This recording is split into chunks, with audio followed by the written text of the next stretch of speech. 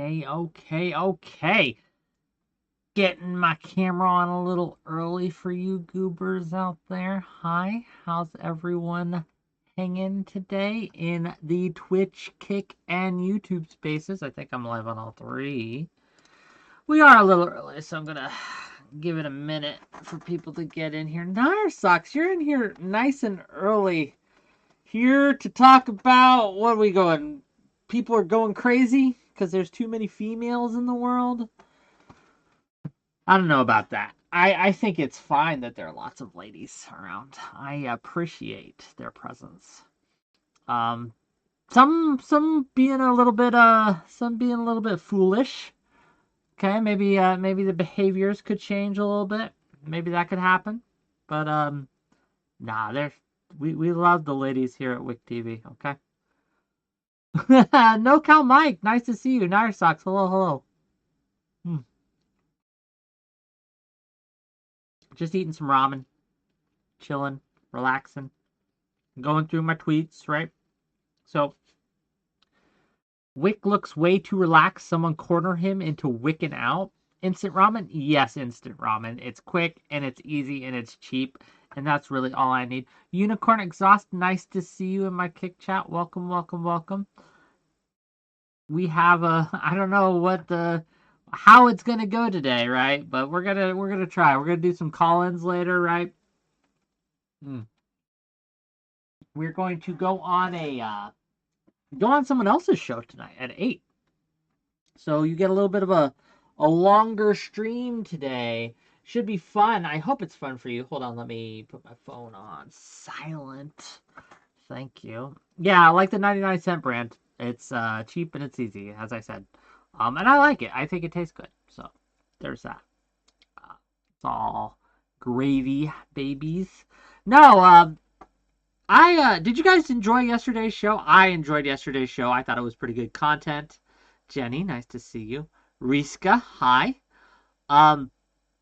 But today's going to be a little more relaxed, probably. I said that last week, right? I said Friday was going to be relaxed, and it turned out to be a couple of debates and some yelly, screamy, wiki outy stuff, right? So, don't listen to me. But the plan today, at the very least, is to kind of just chill out, to hang out with you guys until it's 8 o'clock, then to go on Gibbs' show and not worry about planning and just be able to slide in and just have some content for you. Tomorrow is going to be great too, gang. We have 2 great pieces of content coming up. Tomorrow we'll be on exploitation, and we'll be having Brittany Simon, Lav, Not So Erudite, Fairy Queen, and Rora, all on one show. Okay, all on one show. A few people have put out feelers asking if they could be on too. Look, gang, I apologize, but I'm going to have my hands full with just those guests. Just those guests is going to be a struggle to keep a hold of the reins and keep them all on track and all behaving, okay? I don't know what to tell you. Wanting more, maybe, right? But it's not going to go well for me. So that should be a fun show. Thursday, we've just confirmed this too. So Thursday, I'm really important. IRI's coming on. We're gonna have Josiah, and they're going to be talking to Drone Tech and Average Debate Enjoyer about whether or not Trump is a threat to democracy. I bet you can guess which sides are which, right? It should be fun. I'm excited for it. It should be some really good content. 𝕼𝖍𝖎𝖙 says, how do you feel? Well, no Cal Mike first. It's beef flavor. I like beef flavor the best, but variety is the spice of life, so I'll try the other kinds on occasion. 𝕼𝖍𝖎𝖙 says, how do you feel about id politics going full circle into us needing separate spaces for cis people again?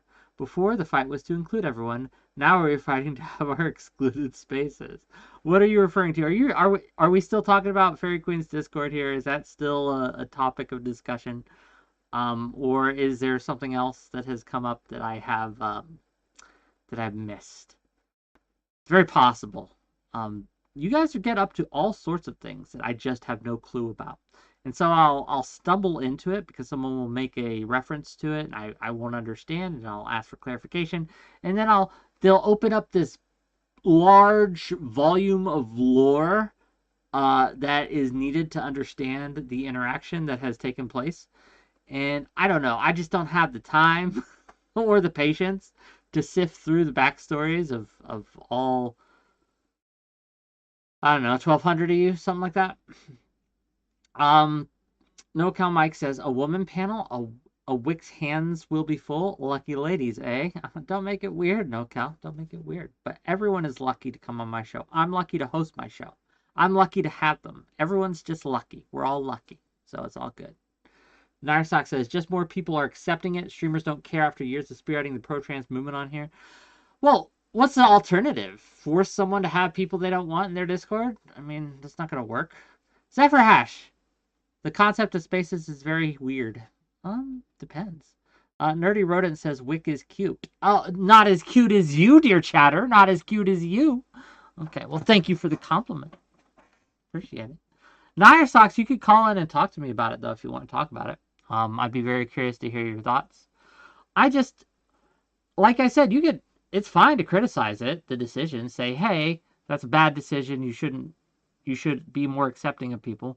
But at the end of the day, people, I mean, what is the advocacy here, right? That she be forced against her will to have people in her Discord she doesn't want in there? I don't know. Are ID politics really new, or has it just become a political football where both sides pretend they don't engage in it? Also, if you claim to be a big tent political party, aren't ID politics sort of necessary? Well, no, they are not new. Let's just put that out there. It is something that has lost favor. And so most people, at least in the spheres that I run in, do not want to be seen to be doing idpol. And so, yes, they will accuse their enemies of doing idpol while saying that they are free and clear of any idpol impulses. So yeah, it's a political football. You're exactly right, NoCal Mike. Also, if you claim to be a Big Tent political party, isn't idpol sort of necessary? No, it's not. Why would it be necessary? I think that my ideas should stand the test of time and stand the test of context, no matter who is espousing them. Behaviors, right, should not be tied to your identity. We do not excuse bad behaviors because you are from a particular identity or not. I think neither should we castigate others for behaving in a way just because of their identity as well. It goes both ways. I want to remove identity politics as much as possible, right? As much as possible. Like, I think we're all human, and so we're tribal as a people, and so it's really hard to get rid of it entirely, but I think that we could strive to do so. 𝕍𝖓, should all spaces on social media be open to all? Have private spaces in private life or messaging group? Have private spaces in private life or messenger groups? So as I understand your question, 𝕍𝖓, no, I don't think all spaces on social media should be open to all. I think that should be up to whoever is overseeing the media space.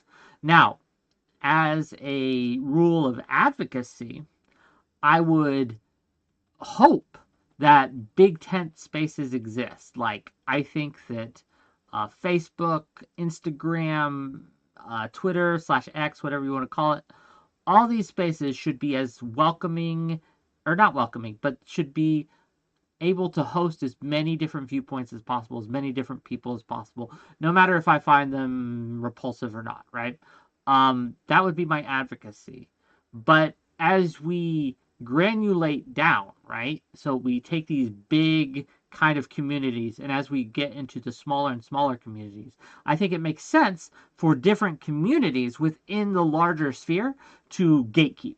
And that's really what we're advocating for. The ability for you to say, hey, this is my community, and these people are not part of my community. And I think the smaller, the more granular we get, the more sense it makes to be able to do that. Now, again, for me, personally, I would love as many people as possible to come into my community. I like people. I want you all here, right? I love every single one of you, except for you, and you know who you are. But no, I want as many people as possible, as many viewpoints as possible. I do ban people on occasion. I do get rid of people who cause just too much trouble. But when it comes to identities, I don't care about your identity. I don't care how you identify. I just do not. I care what you say and how you behave. That's what I care about. So you can identify as anything, and I'll be like, okay, whatever. I won't care. I won't like go out of my way to validate it or whatever. But I'll be like, okay, sure. At the same time, like I'm going to judge you based on how you behave. So you can come in and pretend like you can say that, hey, I'm a crypto fascist, whatever, and as long as you don't break the rules, you'll be fine. Okay. Uh, remember, rule zero is a thing, so don't annoy me. Okay, don't annoy me too much, or it doesn't matter, right? So like I don't get why people get so in their fees, right? About I guess here's the meat of the issue for me. There's a lot of people who feel entitled to be in any space they want to be in, and I think that's, as I said, a form of entitlement. You can be in any space that allows you to be in, and should more spaces allow you to be in there? Absolutely. But if an individual wants to keep their community small, I think that's fine. I think that's fine to do. The Big Nick says the big tent spaces don't exist if you say the truth. What do you mean by that? Elaborate, please. Nerdy Rodent says Big Tent and Little Tent are both fine. Yes. How entitled does Kanye feel to be able to speak on Twitter? Well, I think Kanye is still banned. I think he got unbanned and then they banned him again. But like I said, I am against most bannings. There's exceptions I'll make. The exceptions would be for child stuff, okay? Also for if you're spreading viruses, for example, like if you're maliciously like uploading files that are viruses or something to hurt people's computers and things like that, then yeah, you should probably be gone. But for ideas or espousing ideas, I don't think Kanye should have been banned, personally. At least not as I understand what he did, right? I don't think he should have. And maybe that's controversial to say, but that's what I believe. I think he should have been able to say whatever he wanted to say on such a big platform, right? That said, I don't make the rules there. And I'm not in charge of enforcing the rules, so it's what it is. I have no influence on the decisions of Elon Musk, nor do I have the ability to change his mind, unfortunately. Nerdy Rodent says private online communities are exactly that. Exactly. Like, if I have a private Discord group, okay, a private Discord chat, and I make it, I take ownership of it. I build it. I moderate it. I appoint moderators that I want to help me moderate. I should be the one to make the final decision and who gets to stay and who doesn't. And that's it, right? And people can criticize, and they should criticize my decisions sometimes, right? But I don't know. Anyway, is this really a thing? Like, why are we still arguing about this?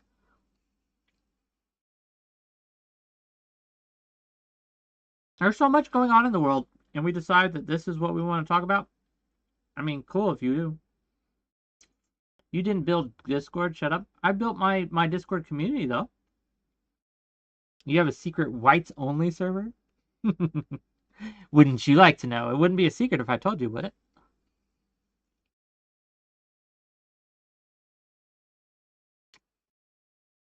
Here's the thing about secrets.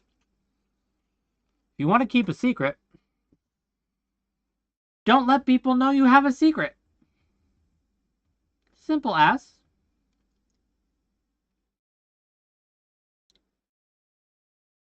𝕾𝖍𝖎𝖙𝖘𝖍𝖔𝖜 says, righties got ripped apart for saying, I don't think trans women are women, and now it is being applauded, and it is just their choice, and who cares about other things that are happening? Like, what are you trying to say, 𝕾𝖍𝖎𝖙𝖘𝖍𝖔𝖜? Like, how much should we care that someone's private Discord doesn't accept trans women? It's a 30-person Discord. You could say, oh, that's too bad. Okay. And carry on. I don't know. The Big Nick says, if they can turn off your account for saying a word they don't like, it's not your community, it's theirs. However, I think I have a microcosm within my community. Like, as long as I abide by the Discord toss, I can set my own specific toss as well. And I can decide who within that I allow in and don't allow it. So I guess you're technically correct that I don't own it, but I have more ownership than the randos do, right? Like, unless the company itself or one of its administration takes action against me, I can do what I want within that purview, if that makes sense. Say something unique. Something unique. I don't... Like, what do you mean, something unique? What do you want me to say? Like, there is nothing new under the sun on this topic.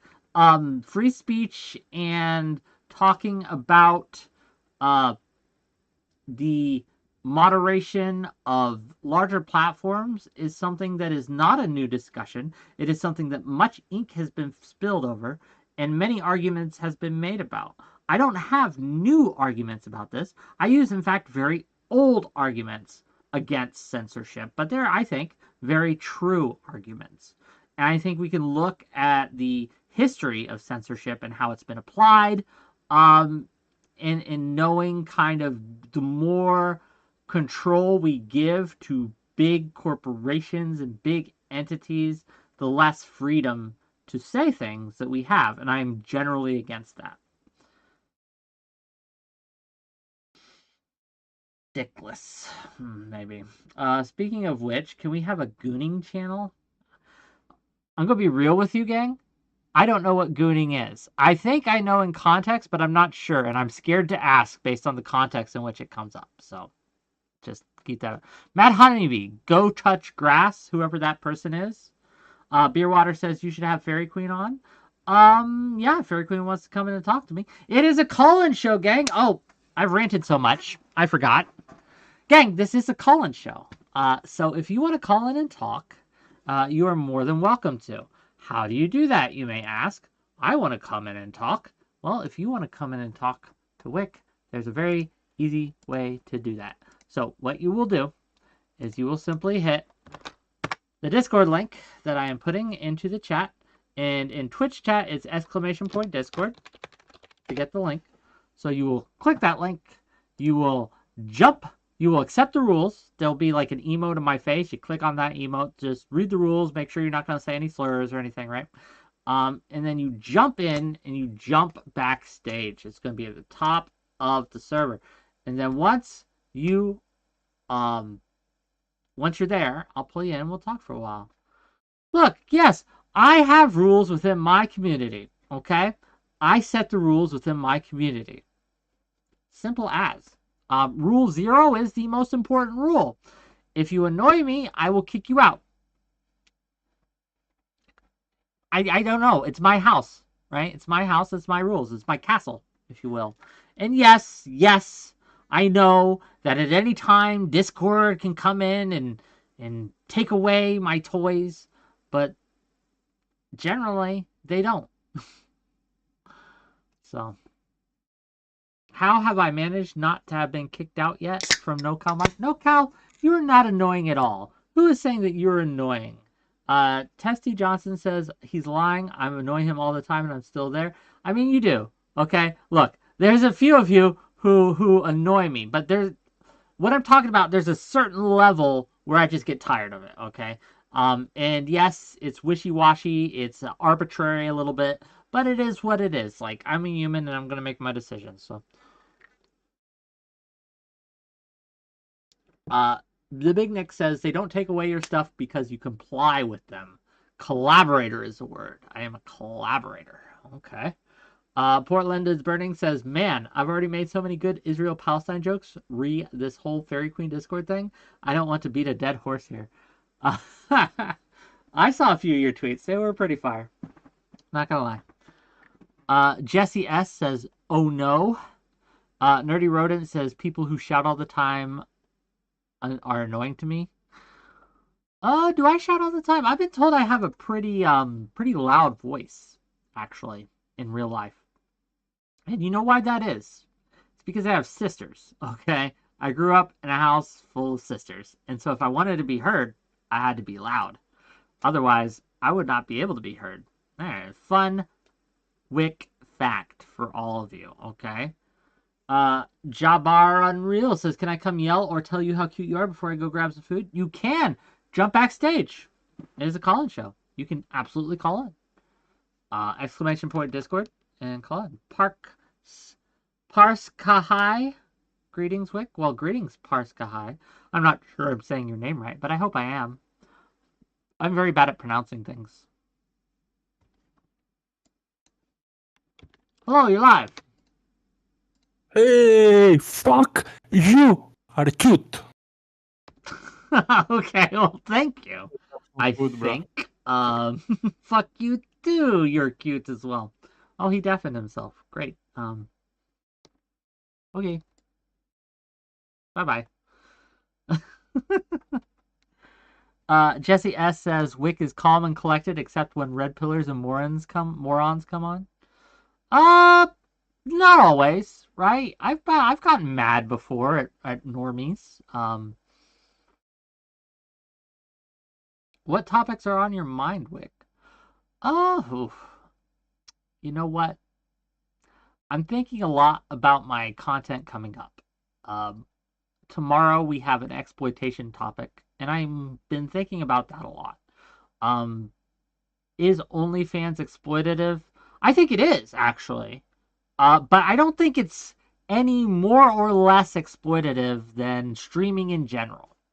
I think that I have seen people spend fortunes on just normal streamers.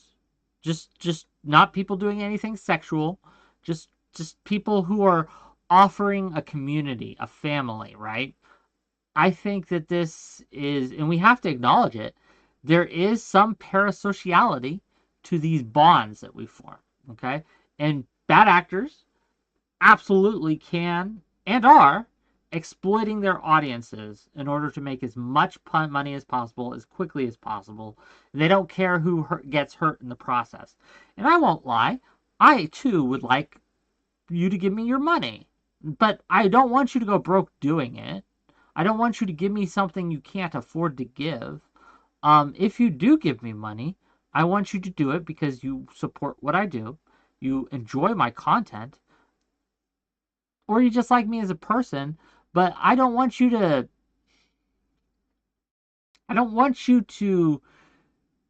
do so in order to stay in the community. Like, you can be in my community and pay me not a cent. Like, you don't have to pay anything to be a part of this community. You don't have to give me one dime. Okay? No subs, no anything. You don't have to.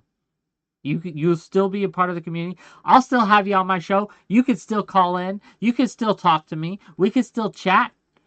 Right?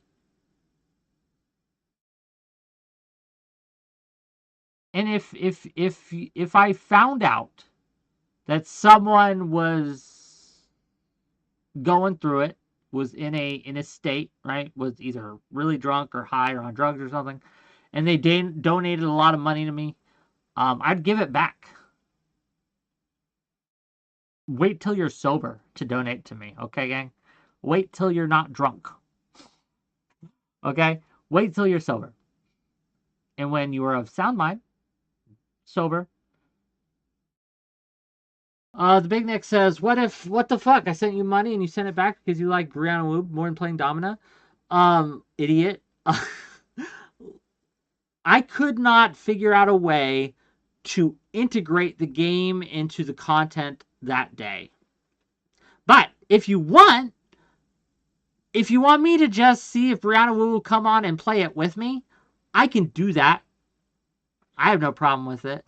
But it was a debate where there was Brianna Wu, Noah Opinion was coming on, if I'm remembering the right one. I think I am. So it was No Opinion, it was Brianna Wu, it was Sock Done Left, and these were all pretty big names. And I couldn't think of a way to integrate the game into the background while I dealt with all that. So it is what it is. Whick's Nerdy Rodent says Whick's OnlyFans is worth every dollar. I don't have an OnlyFans.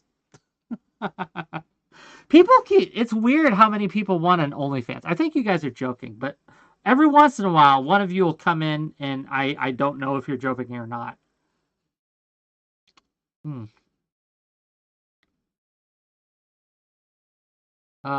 No Cow Mike says ask grass or cash, then the rules for Whick friendship. That's not true at all. But I do have to say I can't do this for free, right? So the donations do help.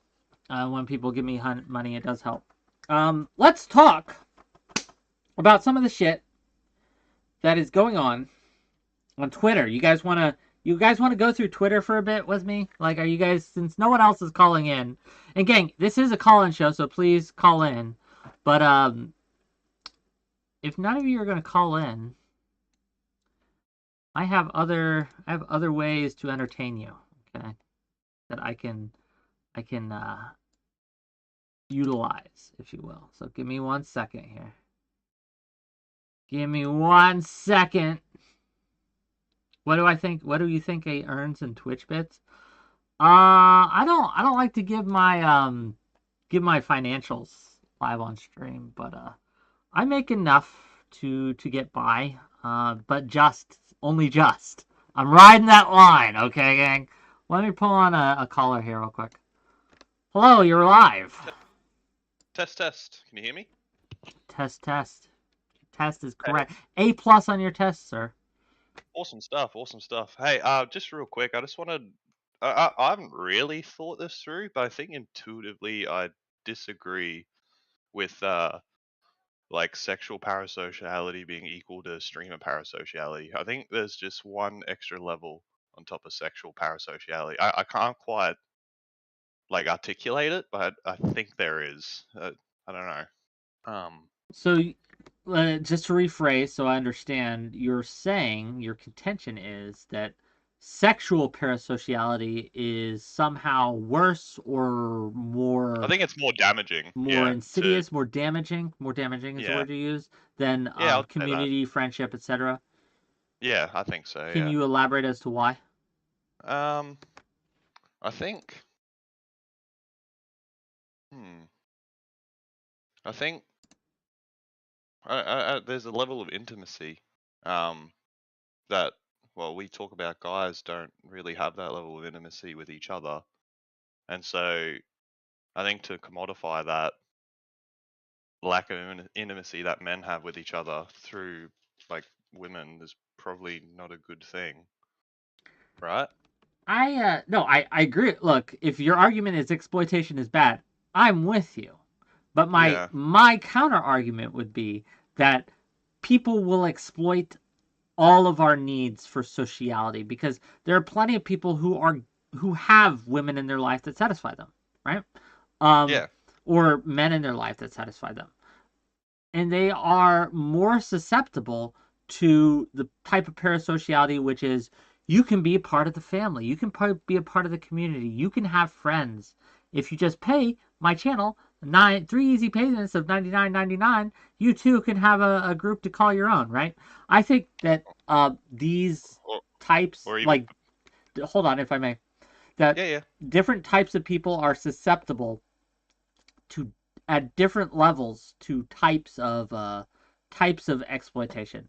And so while someone who is a lonely man who isn't getting any kind of romantic or intimate interaction might be susceptible more to an OnlyFans, the one who is probably going to be more susceptible to the kind of community that an XQC would provide or something. You know what I mean? Yeah.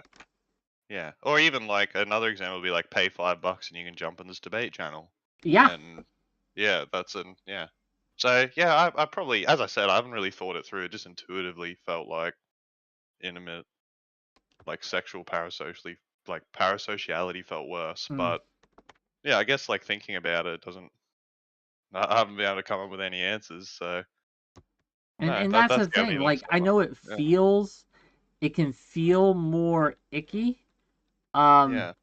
But I don't know if it actually is. I think, in fact, the communal form, the community friendship form of parasociality is arguably more insidious because it's less icky, if that makes sense. So what I mean by that is that people will turn a blind eye to it, not want to regulate it, think it's okay, when it's actually having many of the same harms that an OnlyFans parasocial relationship would. People are draining their bank accounts because they believe that they're friends and they want their favorite streamer person to notice them and to interact with them. And so they will spend gobs of money in order to make that happen.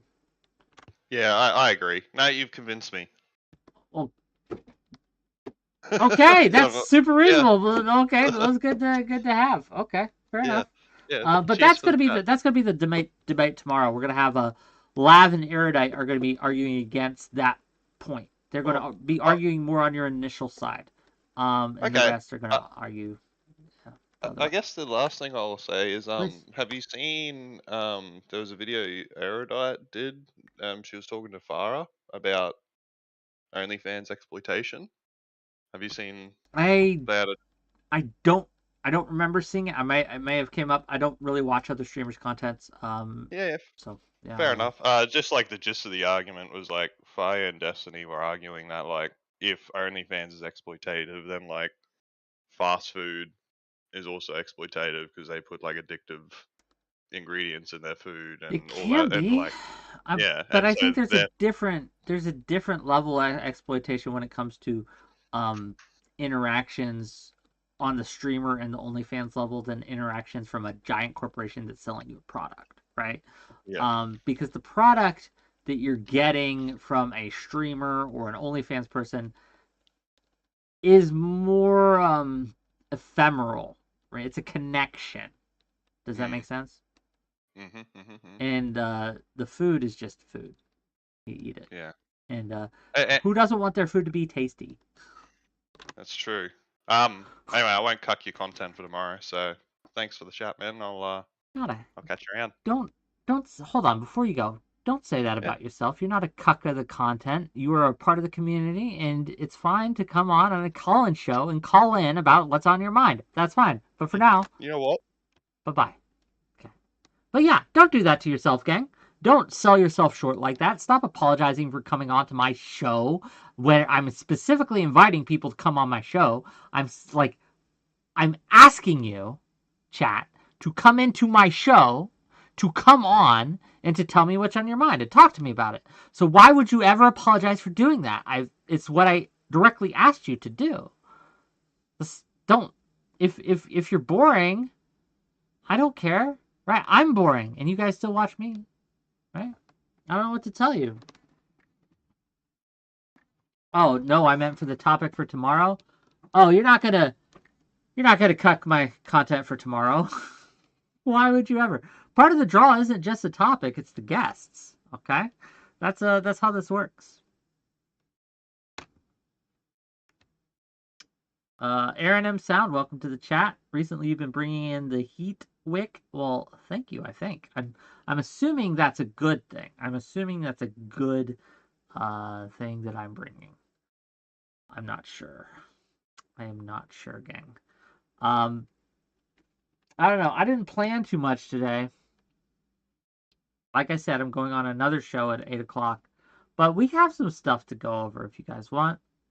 So until we get some new people, let me get to some tweets, some twits, some zeets, some X's. I'm not even sure. Hold on, give me a second. Let me get to what I want to talk about. Not let you guys see me scrolling through my scrolling things. Bloop, bloop, bloop. Bloop, bloop, bloop.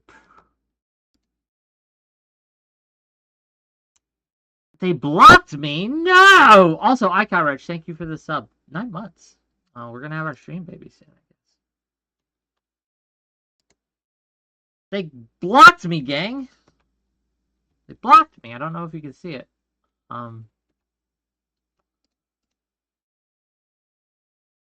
Pull it down. I was going to read this post to you, and we were going to go over it. But they blocked me, so I can't see it anymore. You'll just have to believe me, I guess.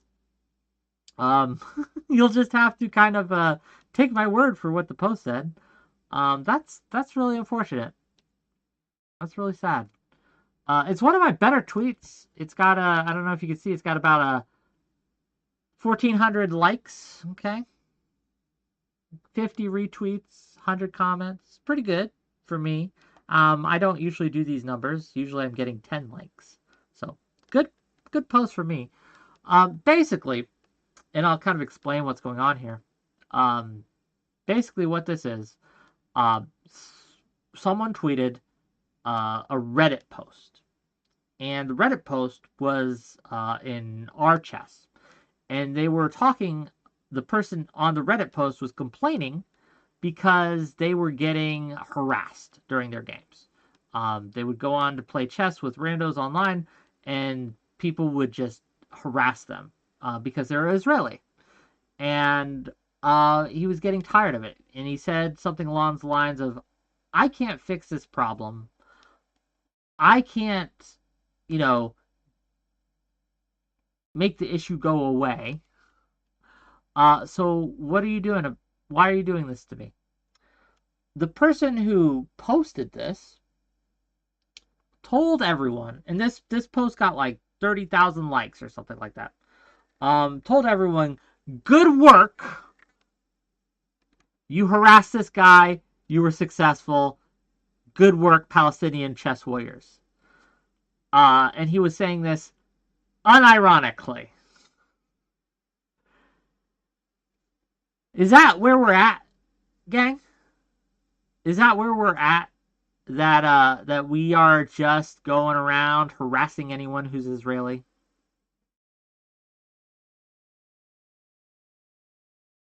We're just doing that now. Is it going to free Palestine? Is Palestine going to be free? Because you told this guy who is just a dude. He's not in the government.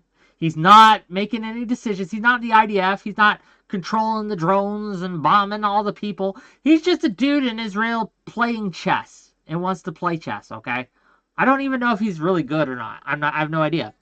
And y'all are just coming at him, just harassing him. And then you are celebrating the fact that you were causing him problems and harassing him. Like, why would you do that? What are you accomplishing? What about the world is better because you have done that? What about the world is better because of how you behaved?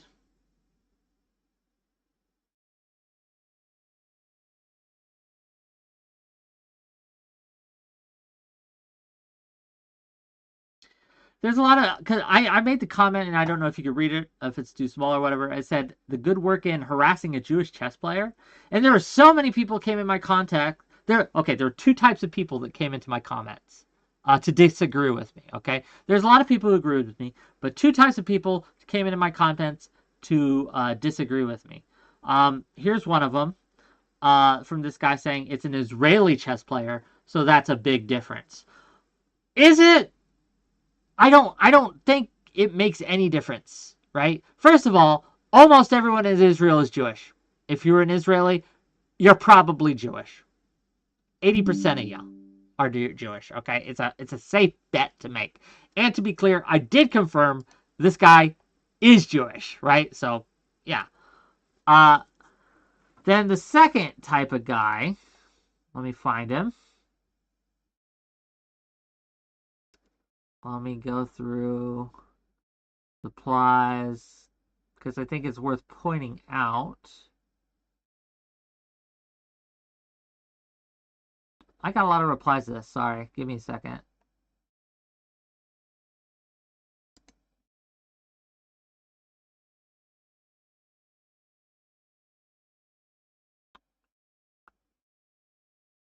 Oh, here we go.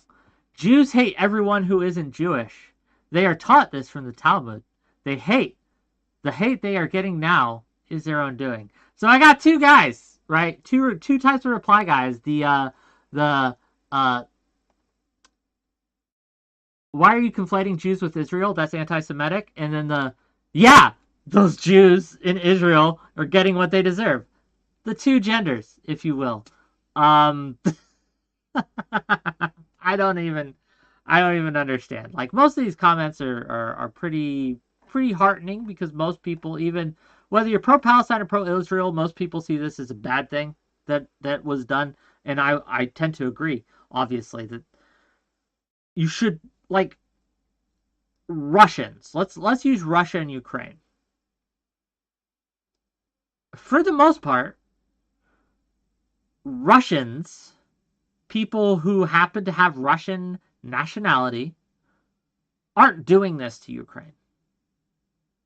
Not by choice, anyway. They live in a country where they have no influence, or very little influence, okay? They can't stop the war.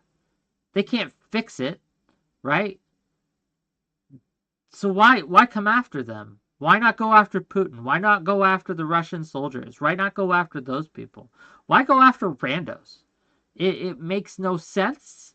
It's essentializing, and it's hurting your cause. It's making people hate you and hate what you stand for, because they see this kind of behavior, which is bullying, basically, okay? And with a soft tinge of racism underneath. Now, there's a lot of people, and I hate this, who keep saying, "Oh, it's not anti-Semitic, it's anti-Zionist." And well and good enough, but come on, reading these things, a lot of them you can tell just want to say it, okay? They just want to say the 𝕾, okay? They really badly want to, but they have been giving this golden ticket out of any accusation of anti-Semitic, because they could just claim that I'm not anti-Semitic, I'm anti-Zionist. It's a golden parachute, okay, that gets them out of any kind of criticism for how they're treating others. And so many people are using that as kind of a cover, kind of a Mont and Bailey. They'll say things that are pretty gross about and essentializing a group like this, and behave in actions like this, and they'll be like, "Oh, I'm not being anti-Semitic, I'm just being anti-Zionist." Yeah, sure, I'm harassing a bunch of Jews, but it's not because I hate Jews, it's because I hate Zionists, okay? There's a difference. Is there really? At the end of the day, if all your behavior, just all of it happens to be harassing, not just disagreeing with, right? Not just arguing with, but going on and harassing and celebrating the harassment of Jews, you can say you're Zionist, anti-Zionist all you want, but man, look.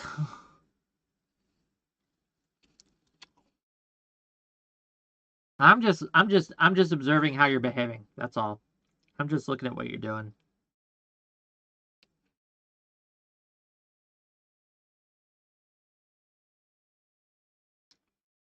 No, this guy was Israeli, to be clear. But yeah, they do that too, EOD. But this guy in question was Israeli, or said he was Israeli. And later on, if you read the thread, he replies to the guy, he doesn't even support the war. but again, like he said, he can't do anything about it, right? What's he gonna do? Go into Netanyahu and yell stop, like, and wave his magic wand and get it all fixed? What's this dude gonna do? He's just some dude. But people are celebrating it as if this is some major victory. Like this is, they are saving the world and saving Gaza because they are being assholes to randos online. Okay? I hate it. I hate it so much. It has poisoned so many people's brains. This idea that they are doing something of any import by going around being an asshole on Twitter. You're not doing anything of great value. In fact, you're hurting your cause. It's a cosplay. You are more concerned about looking good than you are doing good. And gang, we have to stop with this shit. Here, there's some more stuff I want to get to. But I don't want you guys to see me scrolling through my replies, because it's one of those things. Let me see.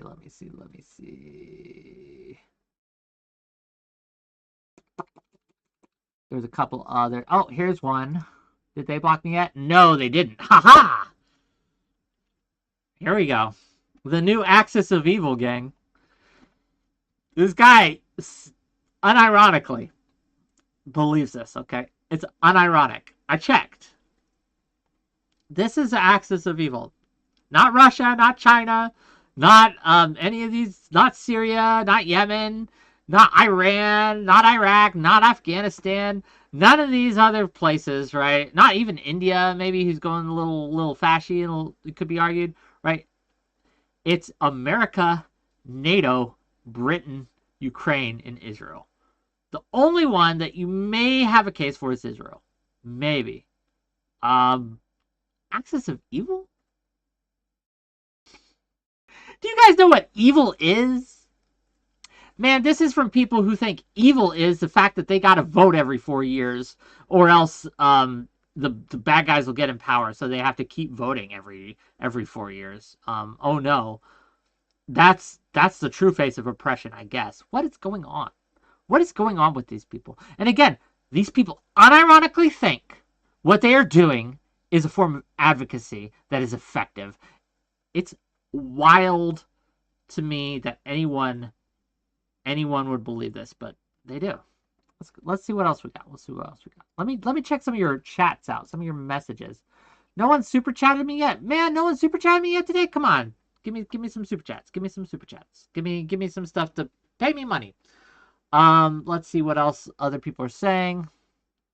Wow, no totalitarian regimes or warlords. Zephyr Hash says, what the fuck has India done? Mad Honeybee says, I'm poor, bro. Yeah, true. It's Christmas time. Temperance Quill says, they're starting to pass laws and take actions against their Muslim population. Oh, in reference to India, what India is doing. Yeah, I'm not too up on it, right? But Grackle says, China is an example of evil. Come on, man. They have not been in a war for 30 years. Do you think the only thing you can do that is evil is go to war? They have been very oppressive towards their population. China are not good guys. Not to mention all the espionage that they've done against the United States and Canada and others in the West. Really bad, actually. I might do a deep dive someday. $2 from Peace Theory to say, hi, Whick. Hi, Peace Theory. Welcome. Let me see what else we got here. I had some other things to go over. Give me a moment. I should be more organized, but here we are. Because there's a few other bangers that people have been putting out, and I think we need to go over them because I want to share with you, gang. Today's a kind of a community day, and I want to share with my community, okay? I want you to see what I see. I want you to experience what I experience. I want you to go through life with me. And some of my life, not all of my life, not a large part of my life, but some of my life is talking to people on Twitter, okay? So we're going to talk to them together, okay? If we get enough donations, I'll let my community make a tweet for me, okay? What do you think we should set at? $50, $50 for a community tweet. I think that's a wise thing to do. I do get veto power on slurs and stuff, though, right? Like, I'm gonna keep that in there. Right? I do get some veto power. Let me continue to find. This is a problem I have when I get a lot of engagement. Is it's hard to find what I want in all of these replies. So give me a moment. It'll take a bit, but we will get there together. 𝕾𝖍𝖎𝖙𝖘𝖍𝖔𝖜. Well, good evening. Well, good evening to you. Welcome to the stream. We're just going over some stuff. We're doing call-ins today, right? So if you want to call in, you absolutely can. You can !point Discord. You can jump backstage, and I'll pull you in, and we could talk about whatever you like. So yeah, it's kind of a community day today till about 8 p.m. And then at 8 p.m. Eastern, we're going to go on someone else's show. We're going to have a wonderful time. It'll be great. But let me get to what I'm getting to. Oh, here we go. This guy, look, I didn't make this tweet, but I got to showcase this tweet. It's so good. It's so good. It's a banger. Okay, this Tim guy, who he's got a decent amount of followers, 2,000 or so, right? Okay, I'll read it for you if you can't read it, right? I know it can be the words are hard on my screen. He's quoting leftists here. You stupid idiot. You goddamn moron. You can't stop fascists by beating them in elections and denying them positions of power. You stop fascists by letting them win. And then you protest and chant slogans. Dumbass. The amount of people who unironically believe this is true is legion. Gang. Legion. These are people who argue voting doesn't matter. These are people who are like, oh, I hope Trump wins so you get what you deserve and maybe we can make systemic change once you realize that Biden isn't gonna save you, right? Like the Democratic Party needs to fall. These guys are LARPers, okay? These guys are cosplayers. They pretend to care, okay? But what they do is they secretly want things to fall apart. They are hoping and praying that the worst comes to pass so that they can point it and rub everyone's nose in it and say, look, I told you. Oh, you should listen to me, right? Oh, I told you that Trump was going to win. Ha, ha, ha. And I was right. They're more concerned about that than they are about the effects of what will happen. This is it's a style of people. It's a genre of people that exist online. And unfortunately exist offline too. That is, I think, the worst kind of person. The worst kind of person. The one who actively wants things to go as badly as possible in order to prove whatever they've been saying right. And they will cheer it on. All the while, tisk tisk and wagging their finger. Yeah, it exists on all sides. Like, this isn't unique to any political ideology. It's a genre of people, okay? And some of these people are right-wing, some of these people are left-wing. They're just people, okay? But they are the worst type of people, if you will.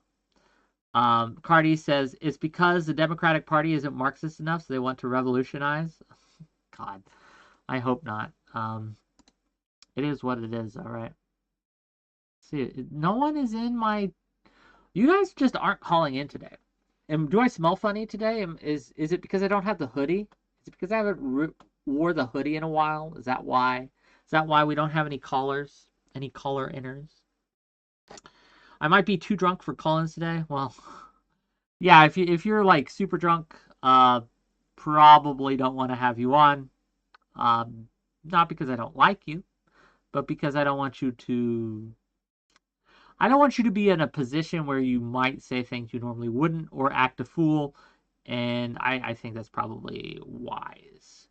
iCal Rich says, socialists opposed the New Deal too because they feared it would forestall the revolution by mollifying the proletariat.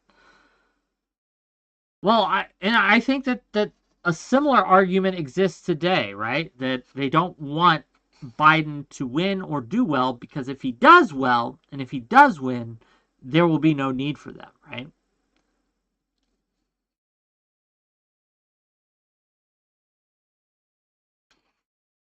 So unironically, they are hoping for more pain. That people go through more pain so that they will eventually give in and finally go more radical. That's what they want. There's a lot of people who want people to be more radical for a variety of reasons, not all bad, right?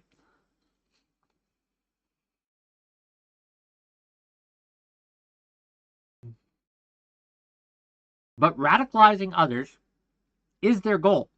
They have stated this as a thing they want to do. They want to radicalize someone into supporting their extremist policies. It's the only way they're going to get anything, right? Let's be clear. When it comes to the left and the extreme left, they have almost no legislative power. Their power exists in other areas, in other institutions, and in other spheres.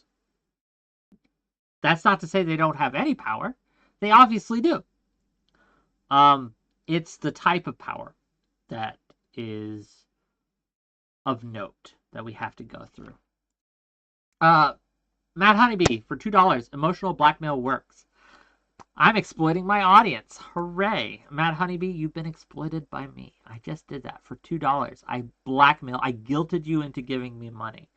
I did it on purpose. On purpose. Ha ha ha ha ha. No, it's fine. I appreciate your $2. Thank you. You were very kind to me. Cardi says they want systems to fail so they can say this isn't working. Let me replace it with my better, more radical system. Absolutely. And they will accelerate, in many cases, the failure of these systems. They don't matter. They understand that people will be hurt, but in their mind, they think it will be a temporary pain so that eventually we can get to a better system. I reject that. One, I don't see evidence that their system is better, which I think is the most important thing. I think capitalism is flawed. It has its problems, and it needs to be regulated. But socialism just isn't it. Communism especially isn't it. Especially communism isn't it. It's just not going to work. But they believe it will, right? So it's just an argument on the merits. The problem is they are willing to take hits, right? For people to take hits so that they can destroy what is, so they may have what they think might be. There is an old saying, the bird in the hand is worth more than two in the bush. What does that mean? What you have now, if it works now, it is better than a hypothetical, untested, untried system that might work better in the future. Why give up something that is working now in order that it might be better, right? Like if you could give me some guarantees, maybe, but I don't think they can. Whick, there is no ism that acts as a savior. What do you mean by that? There are plenty of people who would argue that socialism is a savior of the human race. Like literally, they would argue that communism or socialism is all that will save us. It's the only thing that will get us out of this hellscape that they would argue that we're living in. And that's another problem I have, right? Is this painting of the West as this hellscape, or America as this hellscape. I don't think people understand how good we have it in certain ways. No, things are not perfect. No, things are not going as good as they could be. But yo, look at me. Look at me. I am poor as dirt, okay? I'm poor as dirt. And yet I have a roof over my head. I got food, internet. I have games I play. I have a family that I love, right? I got my nephew and stuff, right? I got snacks. I got something in my beard. Excuse me. Right? I got all these things. I have purpose. I have the ability to say what's on my mind and to speak freely. I can criticize my government. I can criticize my chat. I can criticize myself. I can criticize my leaders. I can choose to worship or not worship as I please. These are privileges, right? They're privileges that we have here in the West that a lot of countries and a lot of places don't.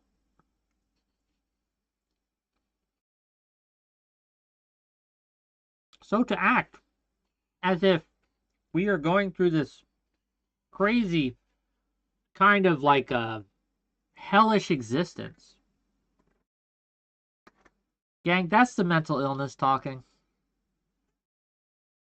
A lot of people are just depressed and they're extrapolating their depression out onto everyone else.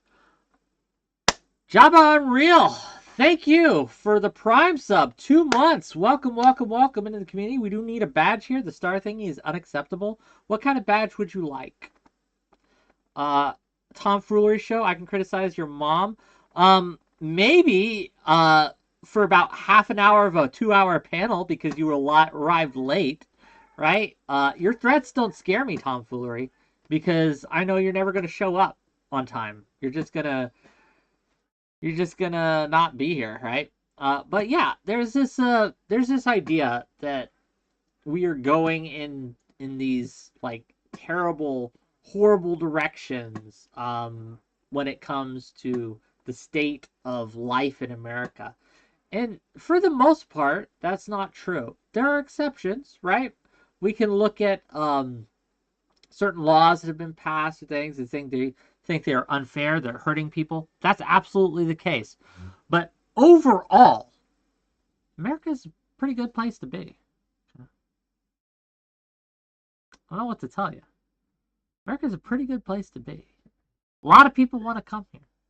We should let them, right? We should have a looser, laxer immigration system than we do, while still having some control of the borders. I am not an open border guy, right? But I do want to streamline the process and make it easier for those who want to come to America and enjoy some of the privileges that I enjoy. It's like we talk about privilege all the time in this space, right? We talk about privilege. And so many people want to take away privileges. I don't want to take away privileges. I want to give you, who do not currently have these privileges, I want to give you those same privileges that others have. That's all. Right? For those who lack certain privileges, I don't want to take it away from those who already have them. I want to give those who lack.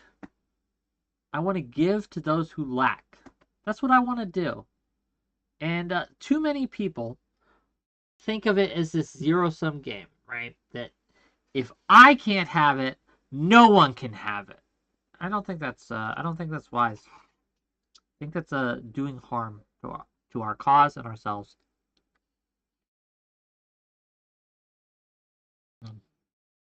There's one more banger I wanted to show you. Give me a second.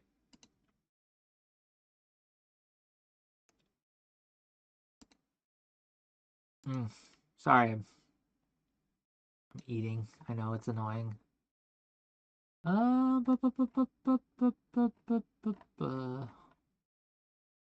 need a better organization system.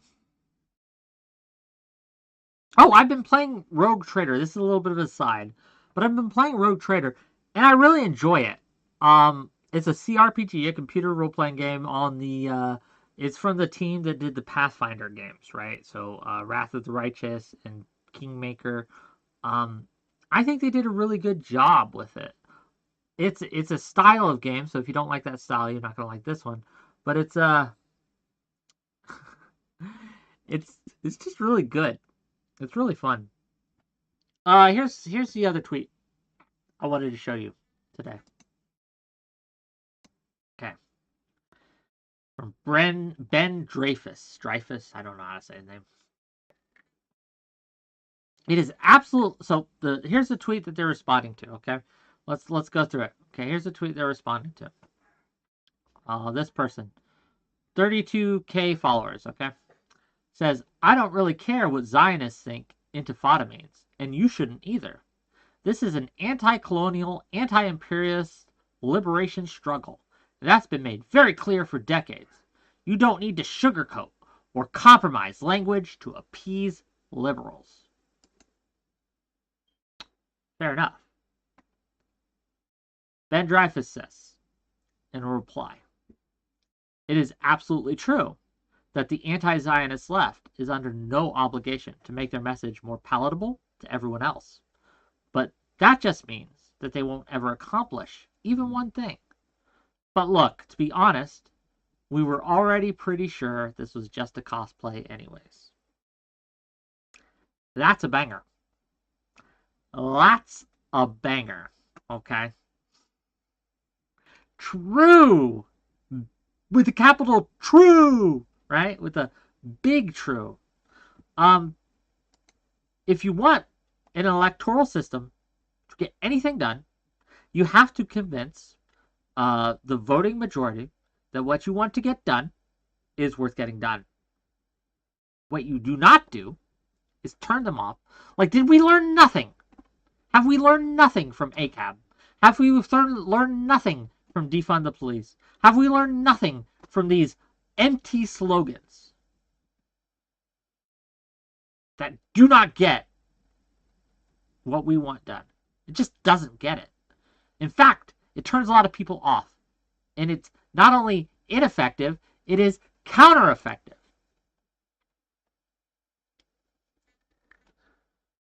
And yet, they are more worried about looking good and saying the quote-unquote right thing than actually getting anything done. Actually getting anything accomplished. Actually changing minds, winning hearts.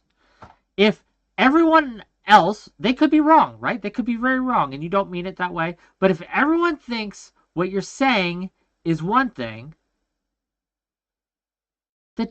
and that thing is not what you're trying to say something else. Use different words. Communicate your message more clearly. And what that means is, right, speaking in a language that those you are trying to convince understand. Now, again, they are not under no obligation to do this, as the poster said. They don't have to.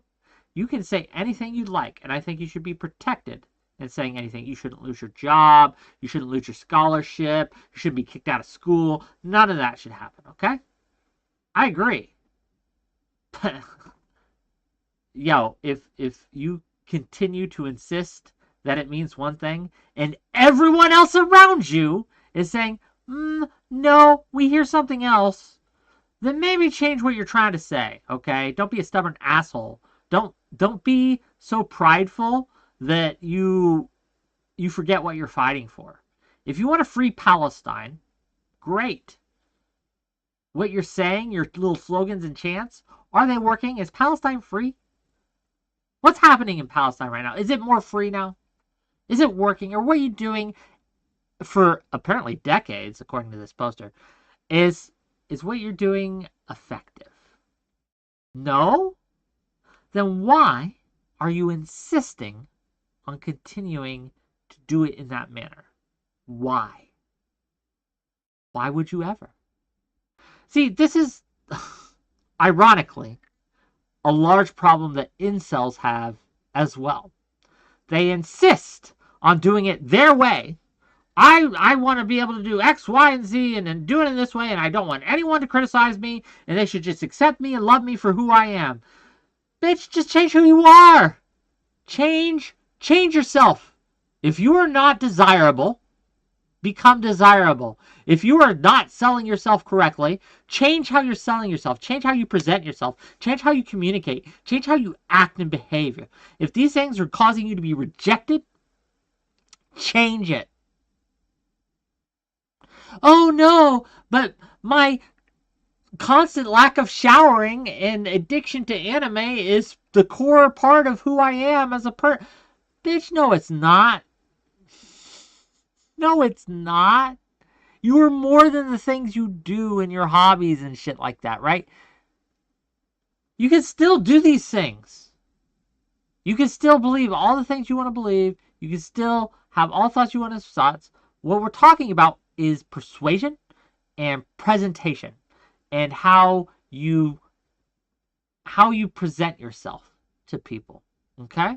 There are plenty of people who like all the nerdy shit that you do who have girlfriends. Okay? There are plenty of people who think that Palestine should be free who people aren't suspecting of supporting Hamas, right? There are plenty of people like that in the world, I promise you.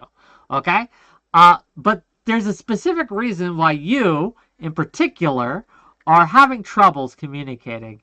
And it's not so much the people that are listening, it's how you're presenting yourself. And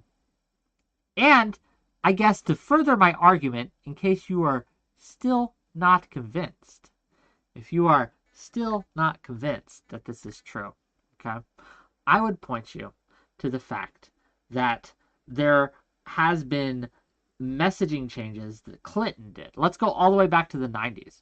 One of the frustrations that the right wing, the Republicans had with the Clintons, Bill Clinton primarily, was he had a strategy called triangulation. Okay? And what that was that he would adopt and co-opt the language of the other side in order to get what he actually wanted done. Okay? He did compromise on a few things. He wasn't a perfect president, by all means. But overall, he was able to be effective and win 2 terms, right? And also largely have a good amount of support from the public for his agenda because he was able to sell his agenda properly to the public. Again, what he wanted was the same as some of his more extremely hyperbolic colleagues, but he particular was able to get it done because he knew how to sell it. He knew how to sell it. And maybe it's crass, but that's all this is. That's all persuasion is. It's selling yourself. It's selling your idea. Remarkably, calling all of Israel genociders doesn't seem to be selling to certain crowds, okay? Doesn't seem to be. If you don't already believe that today, you probably aren't going to be convinced by people shouting it. What was working with Palestine specifically, and had been working for years, right, wasn't this bombastic Israel's the devil, but was more kind of the softer sell that they were doing, right? And they would point out the real crimes that Israel would do, okay? And they would just say, look, these people are being oppressed. For whatever reason, they decided to go another way. Mostly because the people who are advocating for Palestine now weren't the people who were advocating for Palestine then, okay? Mostly. There's some overlap. But 10 years ago, there was a different class of people, a different type of people advocating for Palestine.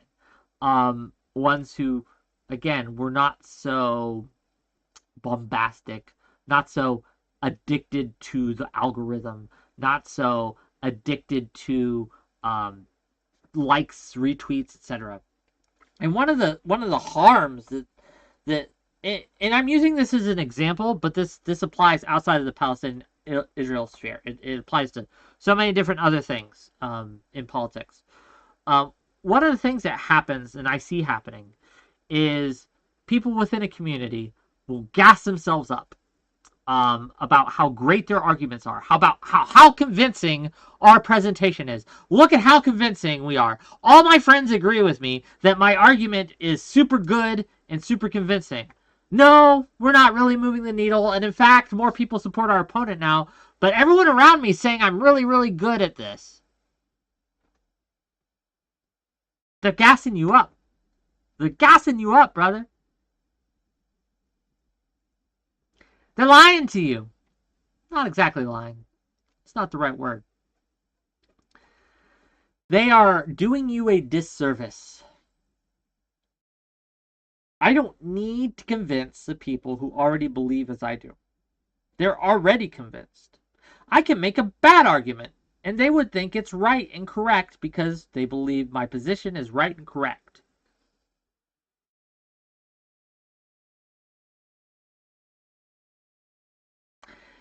I'm not here to convince people that already think I'm right and correct. I'm not here to convince people that already think I am right and correct. I'm here to convince people who think I am wrong. And the people who think you are wrong are not going to be convinced by the arguments that you use to preach to the choir. They are not going to be convinced by that, by and large. We have a problem. And it's a serious problem right now, gang. We have an issue. Have you guys seen the latest polling from Biden? On Biden-Trump issues? Have you guys seen that? You guys check that out?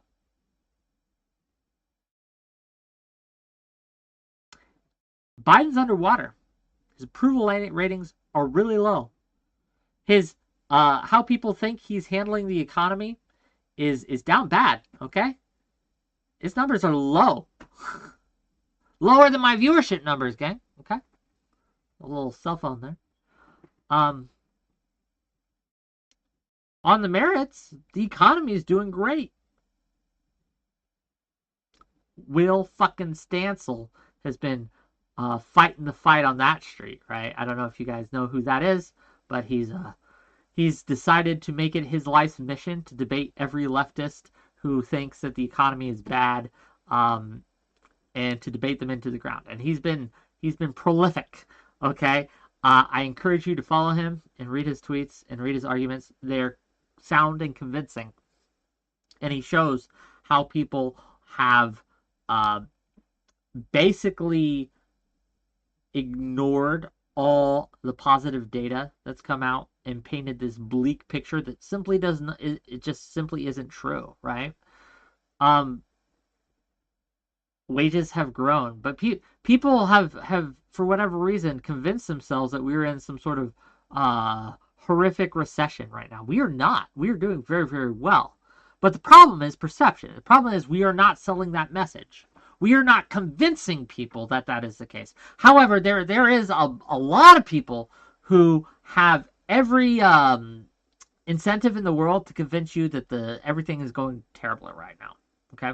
And they have been doing that for a long time. They are very good at it. They have been pushing this message, and they have been very, very convincing. Okay?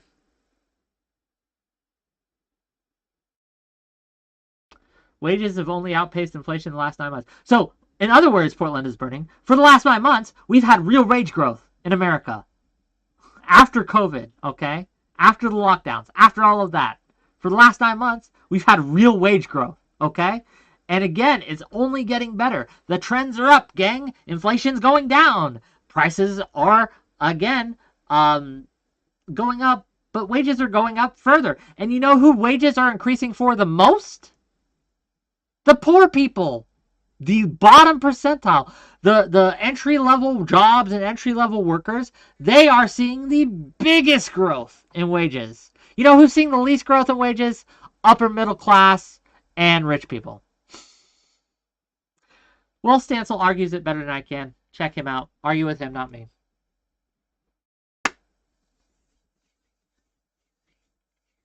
That said, back on the point at hand. Okay? Biden is very effective, but again, he's in trouble because he can't sell himself. He can't sell his message.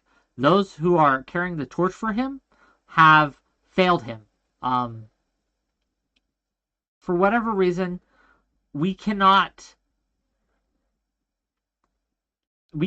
figure out that what we are telling ourselves is not convincing to people who don't like Biden or who are ambivalent towards Biden. Okay, we think that what's going to convince us or what convinced us is going to convince them, and that's just not true. If that was true, they would already be converts. They would already be Biden supporters. They would already be on our team. So we need to try something else. We need to stop thinking that just going in and dunking is going to work. It doesn't. Not really. Anyway, it's something that we have to be aware of, and we have to figure it out. I don't have all the answers, gang. I don't.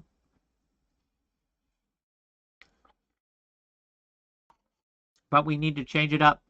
We need to get better at this. Now, again, economic data is usually released at the beginning of a year or the end of the year type of thing. And I think that when the new economic data for 2023 comes out, I think it's going to go some ways to helping. But it won't entirely, right? Kilo the Giant said the DNC needed to primary Biden. Why?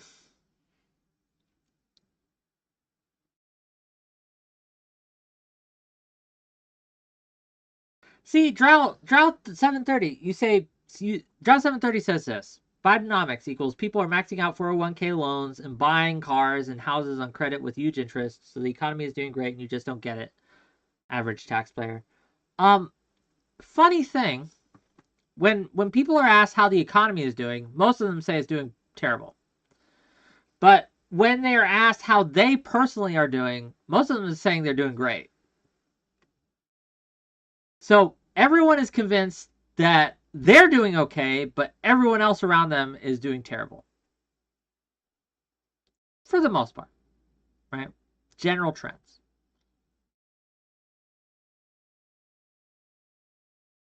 Uh, 68% of the country, Admiral Gibbs, that's who is saying it. 68% of the country are saying that they're doing fine or good. I don't know what to tell you. You can say that you don't believe it, and that's fine. But it's just, that's the data. Why do you say this, Drought 730? You say, I'm simply way off. There's nowhere near true. The data doesn't back you up. It just doesn't. Like, it's this vibes thing, and I hate it, right?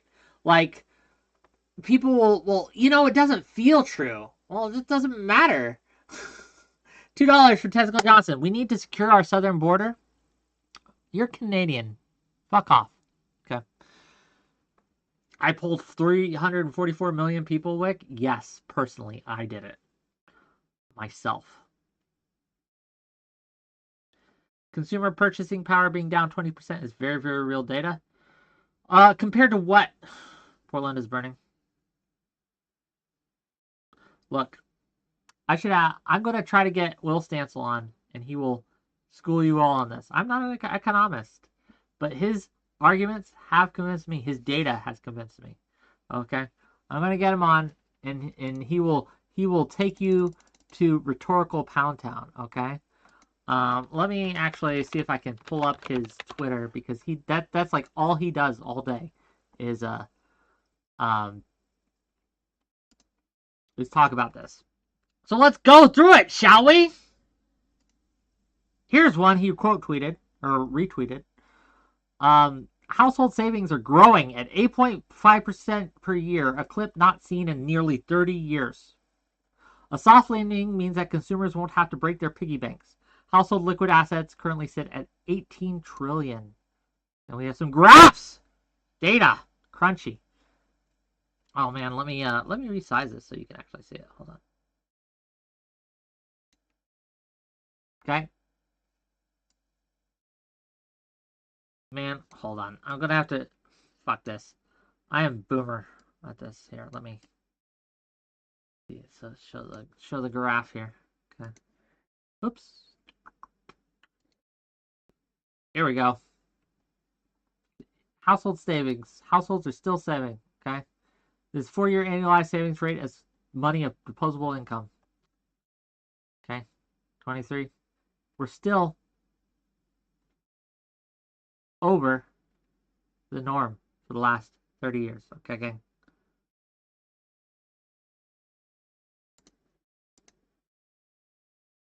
we'll look at it more this way. Again, we saw a dip because of COVID, okay?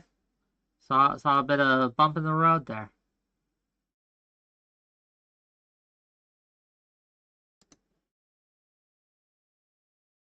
Let's see what else we got here from Will fucking Stancil, okay?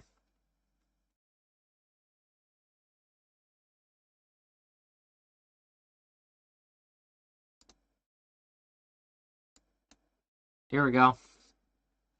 Let me get it bigger for you so you can read it. Hopefully you guys can read this. I don't know if you can, honestly. I don't think high wages should mean higher prices. Instead, the government should use its monopoly on violence to impose price controls on McDonald's cheeseburgers. Seems like some kind of apotheosis of contemporary activist leftism. Again, we have high wages right now. Wages are higher.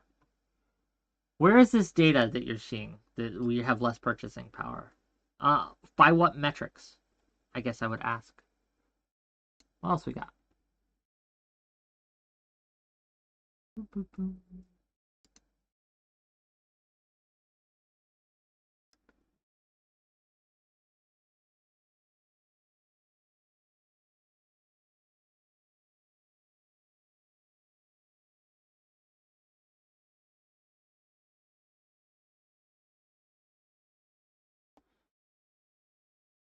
Here we go. Let's be unequivocally clear about this. When you take out the distortions caused by mass unemployment during COVID, real earnings are up since 2019.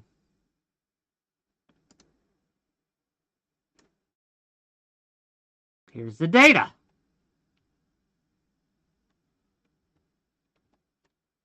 Let me recite. Am I going to have to do this every time I show a graph?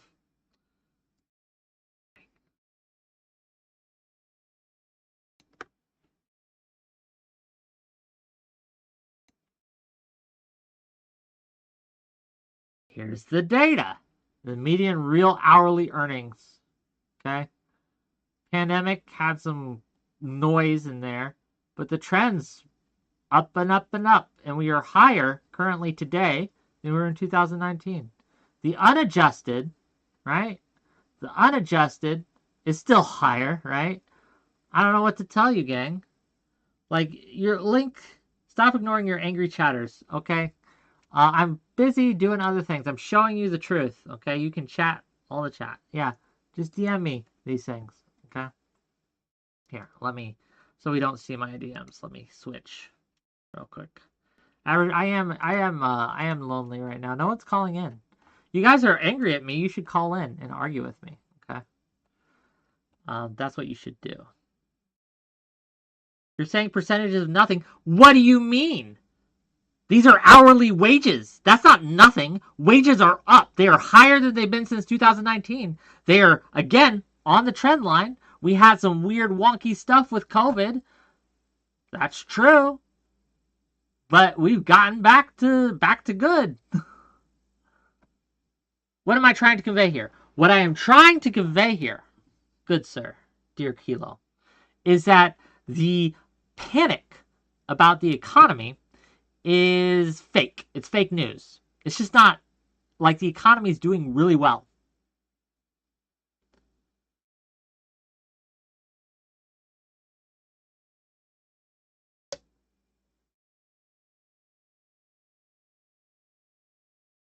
Yes, the confidence index, the consumer confidence index is low because everyone believes that the economy is doing poorly. Yes, that is true. Everyone thinks the economy is shit.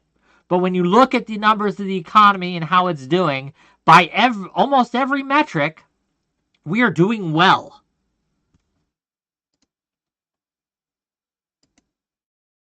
What am I looking at?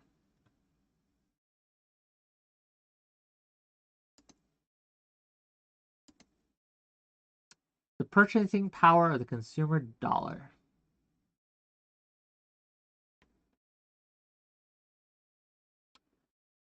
What is this from? This is on a charts. Where is this data from?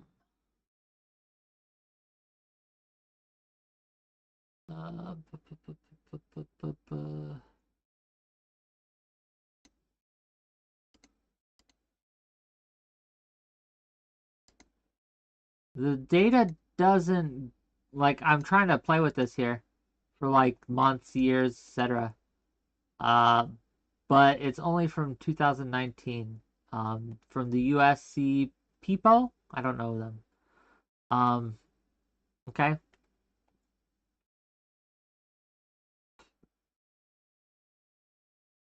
So it's risen from last month, but it's down from last year. Fair enough. Cool. You found one negative. How many total people? 344 million total people. That's how many it counts for. I don't, like, look, how they gathered their data. This is from the current population survey from 2015 to 2023. This is from the chart I showed you on the median hourly earnings. It's economic data. What do you mean, like, how many people? It's the working population. How many are working and having hourly wages, right?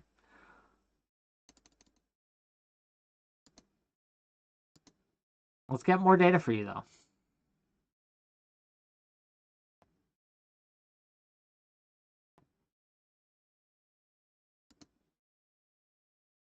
Because I think you guys deserve more data.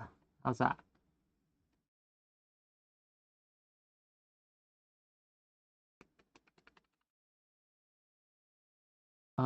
He argues incessantly about this graph for a while. Okay.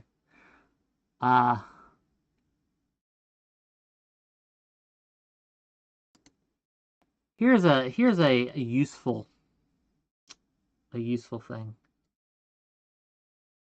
From just follow along at Will Stancil. He's yeah, I can pull you in a second. Let me go through this though. Go through this. So this guy replied to him and he was fighting. Hold on, let me make this big so you guys can read and see. So he's talking about how, well, you love talking about how Gens should be happy with their wage growth. Gen Z should be happy with their wage growth. But their wages are just reaching those of the pre-2000 and 2008 recessions because of compositional effect. God damn it, Will.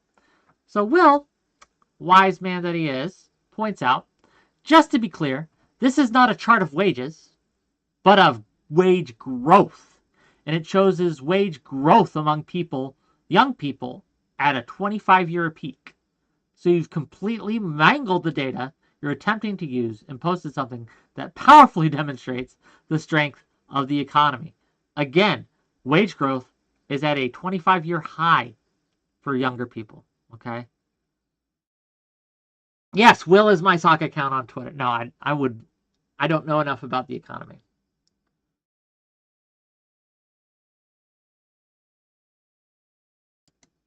We can look at the data here, okay?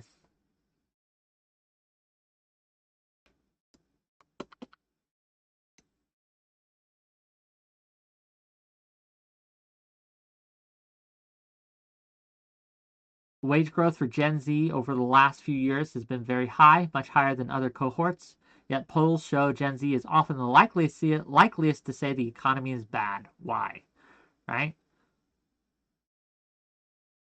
So Gen Z is the blue line, millennials are the red, Gen X is the yellow, and and baby boomers are the green one. Okay, so again, we're still seeing almost 10% growth in the Gen Z market, right? And here's the other wage gap, the wage growth tracker by age. And again, seeing huge spikes up here. You can't really see it. Everyone else is at about 4%. Answered what, Drow 730? Ask your question clearly. How many people? They take an aggregate of wage. This isn't a survey. It's not a poll. You understand how the aggregate reported data from corporations, taxes. This isn't people reporting their wages.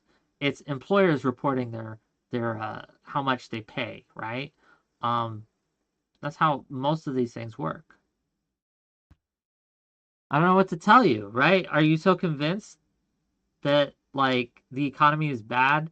Can you show me why the economy is bad?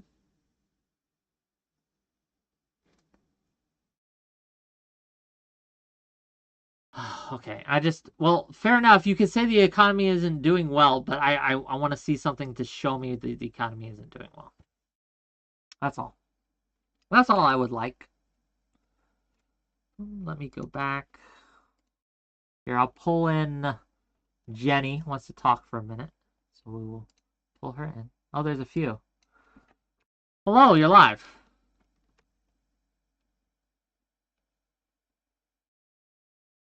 Hang on, had to mute the stream. Oh, good. I'm not gonna. I've got kids behind me, so Okay. I have a scenario. A scenario. I'm listening. These are the people that you have to convince that the economy is doing well. Okay. Let's say I'm a 45-year-old married father of 3. My oldest child is senior in high school. Got a senior, a sophomore, and a 8th grader. Let's go with that. Okay. I've worked at the same factory my entire adult life. I'm making roughly around between 90 and 100 grand a year. I'm renting my home, but I own my vehicle that I've had for 10 years, right? I get a cost of living increase every year for my wages. It works out to about $175 a month, an increase in wages.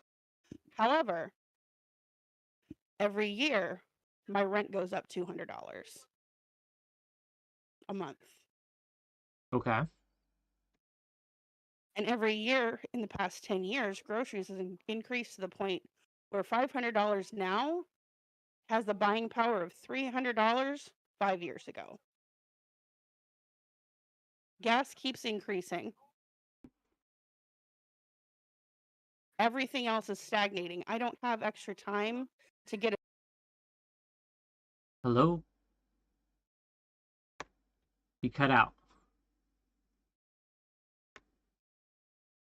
Okay. You muted yourself. That's not me. Give me a second. Sorry. Okay. Sorry, I accidentally tapped my computer and it just muted myself. Okay, so 200 rent's rising. Where is rent rising that much? This is actually pretty freaking normal. 200 a month increase? Where? 200 a month every year. It goes up by 200 a month. You see this. Oh, a $200 yearly increase. Okay, I think I misheard you. No. So it goes $200 a month every year. Like so, every year. So for example, it's $1,000 a month for the year of 2020, and then in 2021 it's $1,200 a month. That's what you're saying? Yep. Yeah. Okay. So yeah, it's not 200 a month increase. I see what you're saying. I see what you're trying to communicate. Fair enough. Carry on. If I'm paying, like, let's say I was paying $975 last month, I'm paying $1175 like next month. Like, because it's January. Yeah. Like a recurring. So it leaps by 200 for the next year. So I want you to try to convince these people that the economy is doing okay. Because these are the people that you have to convince. Because they're seeing no growth, and they're seeing they're seeing their money going to the same things that they've been spending on all this time and getting nothing from it. So the problem here is, right, like, we can all look at people who are doing poorly, even in a great economy. They're the best economies in the world. The unfortunate reality is that there are going to be people who do not do as well. And that sucks. And that's why we advocate for social safety nets, other programs, and things like that. But it would be foolish, right, to ignore the fact that most people are doing better than this. So in order not to offend those people, right? Like, I won't say that, hey, your situation sucks, but most people have it better than you, okay? Most people are doing better than you are doing. Most people aren't in your situation. You are the minority here. And yeah, it sucks to hear, but it is what it is. Like, we gotta deal with reality how it is. what I would say to these people, right, is that we can't use our experiences and extrapolate on everyone else's experiences. That said, I still would like you to vote for my candidate because they are here to, even if you aren't doing well in this economy, support you. It's likely that you will have more opportunity in a better economy to make some changes if that's what you want to do, right? That said, if you can't for whatever reason, if you fall through the cracks, we're gonna have nets to catch you if you need it. So, And I get that. It's just that here's the problem, and this goes back to something that you said earlier tonight. The problem is our messaging. We just throw data at people and say you need to well, see the good. what would you say to this people? Would you say yes, you're correct? The economy's poor. I honestly, for me right now, I don't know because like I'm not trying to get the message out there that like the Democrats are doing great and Sure. and the economy is great and we just need to ride out the wave. What I do know is that Republicans are taking this message and the message that people are doing poorly, and even though the data says that the economy is doing great, individual people are having a shitty time, and they're the ones with the message saying, "Hey, listen to us.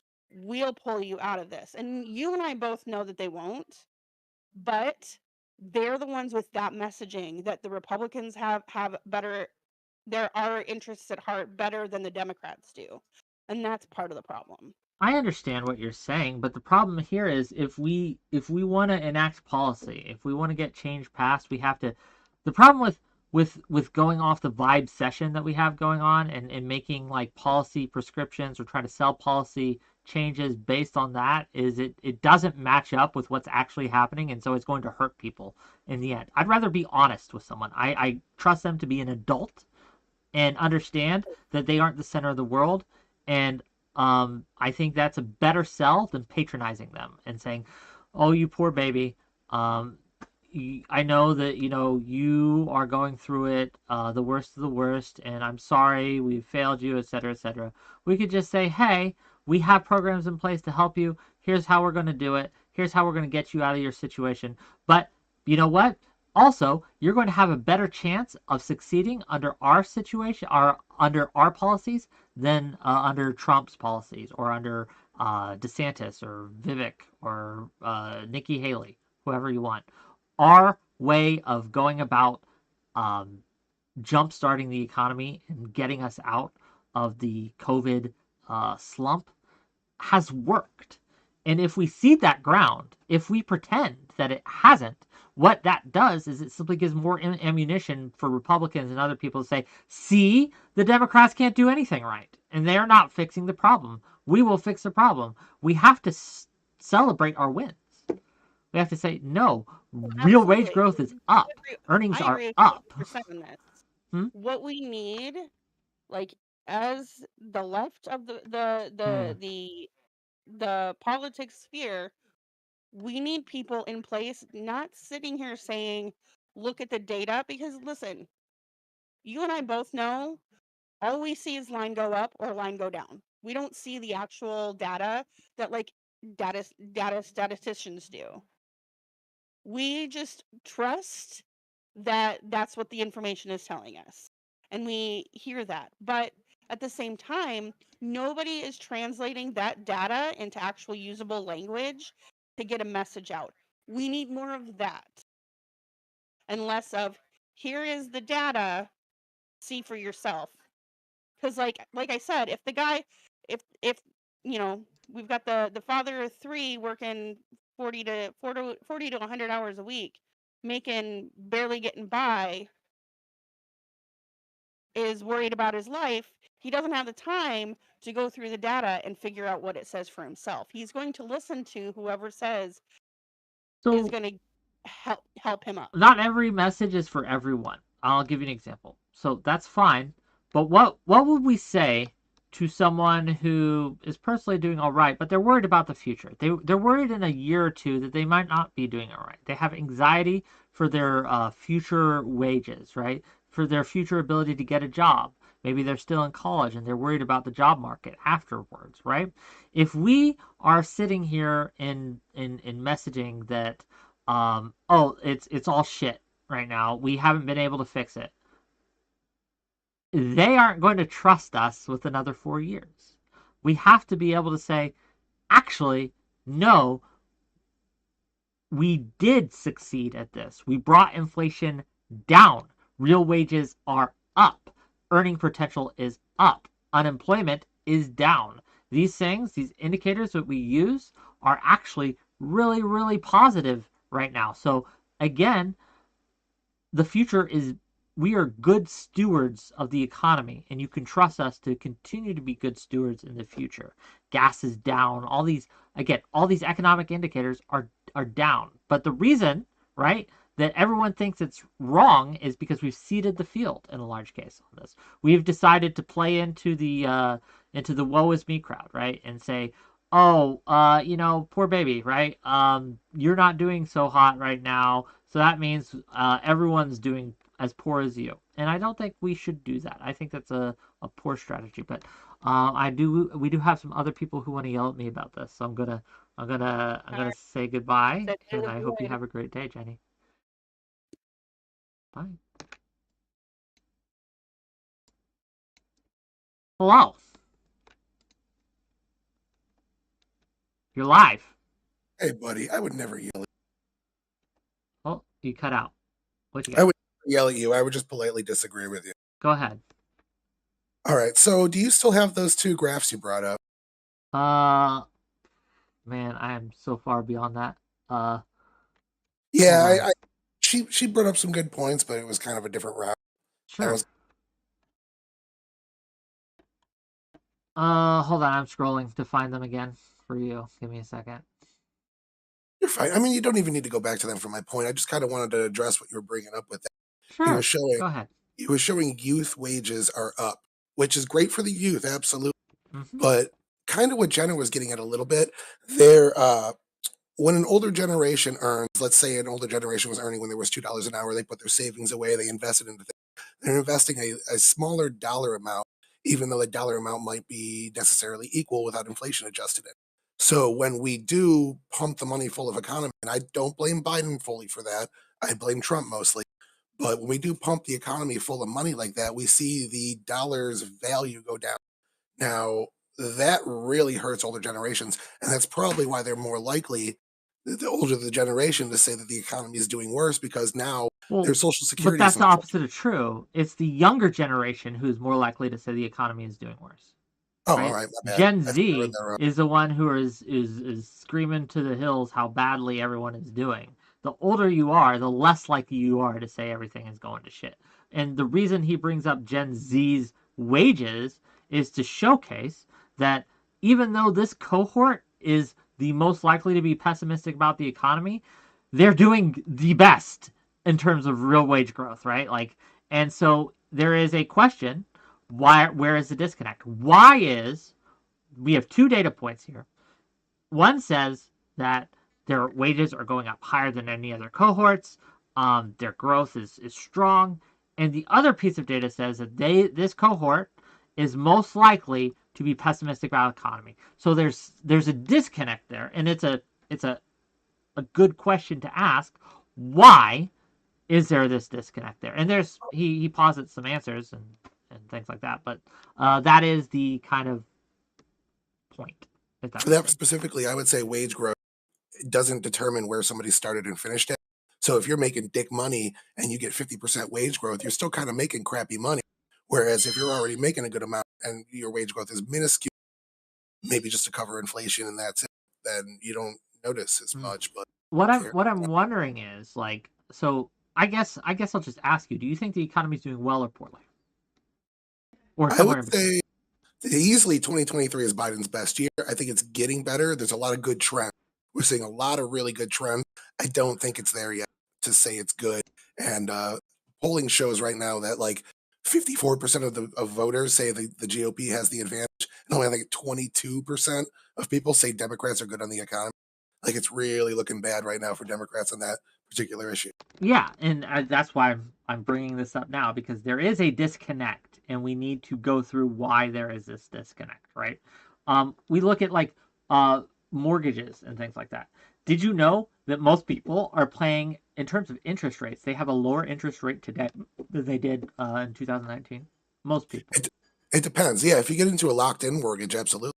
Yeah. But if you have one that adjusts with the inflation rate, then you're getting hit right now. Well, Mortgage this prices have is gone just about this is just a close-end first lien mortgages. Okay, this is what the data is. So, it's again in 2023, a larger percent of people are paying less in their interest rates than they were in 2022, 2019, 2020, right? It's just this data. Like, more people are buying, like, people are saying how housing is super expensive, no one can afford it. There are more people buying houses today than almost ever before, right? These are like pieces of data that don't match up with the narrative people are speeding. Like, if everything was so expensive, why are more people buying it? More money has been pumped into the economy. About $8 trillion since 2020 Trump, when he started pumping money into the economy. I think $8 trillion has come in. So the people that aren't seeing a proportionate share of that money, I could see why their dollar's not going far enough and why they think the economy is bad. A lot of that money, like there were states complaining about how they shut down small stores and left big ones open. And I don't like Jimmy Dore that much, but he calls it the largest upward transfer of wealth in America's history. So a lot of that money is getting sucked up by larger companies. So the little guy doesn't see it nearly as much. Looking at overall GDP, you'll see success of the biggest companies in the world, but not everyone else. Yeah, but we're not looking at GDP like in a vacuum, right? We're also looking at wage growth. We're looking at inflation, and again, part of the difficulty of this is in 2021, 2022, 2020, right? There was some real problems, right? Inflation for again, COVID had a lot to do with it, right? But we had a rough spot, if you will, in the economy. That has largely kind of we're over that hump for the most part, but I think we all have this PTSD from it a little bit. We have this kind of false sense of insecurity when it comes to it. And again, we can all point to people who are doing poorly in this economy, absolutely, and they aren't to be ignored. They aren't to be ridiculed. But we can't kowtow to them and just give up the narrative because some people are doing poor. Like, look, just because there's some people who do poorly doesn't mean the economy is poor. Why would it? If you want to get purely to cynical politics like that, Yeah. I think Biden's 2023 is going very good. He's got a lot of good trends on his side and narrative. It's not, Bidenomics is not catching on because a lot of poor voters, but like poor, uneducated, the working class are already voting majority Republican. So I kind of feel like there's already a baked in 35% of people that are just going to disapprove of Biden no matter what. I mean, that's And true. We are very polarized in politics. Like, I would never expect 𝕾𝖎, for example, to say the economy's going well, right? Or someone who is like what I consider an ideologue. Like, I don't think they're ever going to. They are incentivized not to. Like, they know where their bread is buttered. What side of who's buttering their bread, so to speak, right? And they're not going to be sitting here saying that, oh, Biden's actually doing well in the economy. Most of them are just talking heads like that. I understand. But I think that they've been very effective at preaching this message of bleakness. And my hypothesis here is that they have been aided and abetted by many on the left who are also incentivized to catastrophize this economy. Because, again, they don't want Biden to be reelected either. They are unironically hoping Trump wins. Because it's very easy to just kind of be the resistance, if you will. They've addicted to being the resistance. They want a big bad enemy to fight, and it will do them a lot of good, clout-wise, culture-wise, and in some cases, monetarily, is if they had Trump back in office. it would make them a lot of money. I view it as like the anti-Western movement on the left, Mm. as there's subsection just anti-Western, no matter what the establishment is. And there's a horseshoe theory or whatever you want to call it, where the anti-establishment right wing that are just paranoid about every single government official having a conversation. They really both hate the establishment together. It's kind of fun to watch. Pretty much. But That's all I got for you. okay, well, thanks for coming, and I'll see you later, buddy. Whick can't be serious. I am serious. Again, show me who is earning less than they did 3 years ago.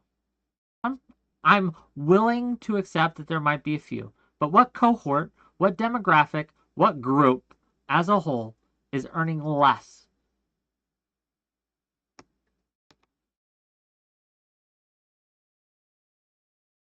Wages are up. Globally, if we want to look at globally, we are still beating out other countries, right? We are doing better than, I think, I can imagine that maybe a couple are beating us, but overall, I think that America globally is one of the most successful in the last year or two, right? We've just outperformed.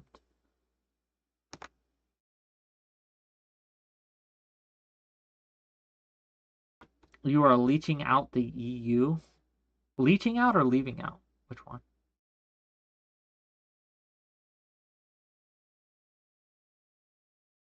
I don't know what leeching out means. But is the EU doing well? I don't know. I'm not. I honestly don't know. I don't know how well the EU is doing economically.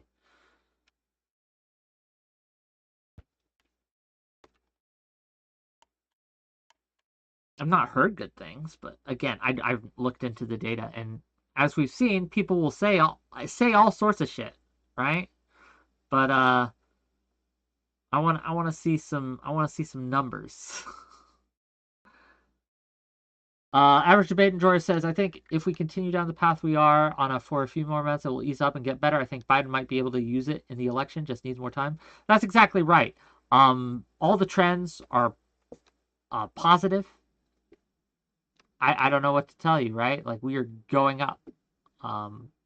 Maybe not to the moon, but we have absolutely overcome the hurdle and the hump and the hurt of the COVID years. And I think that a lot of people, again, when you ask them, they will report, I'm doing fine, but everyone else is struggling. That's the vibe, right? It's the vibe session. That's what it's called, because it's based on vibes.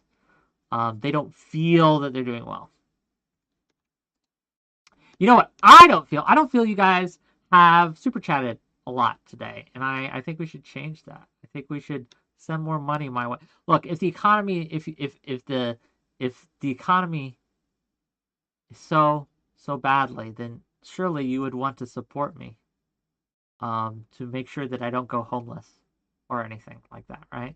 Surely you would want to give some of your wages to your streamer buddy, your streamer friend. Surely that's the case, correct?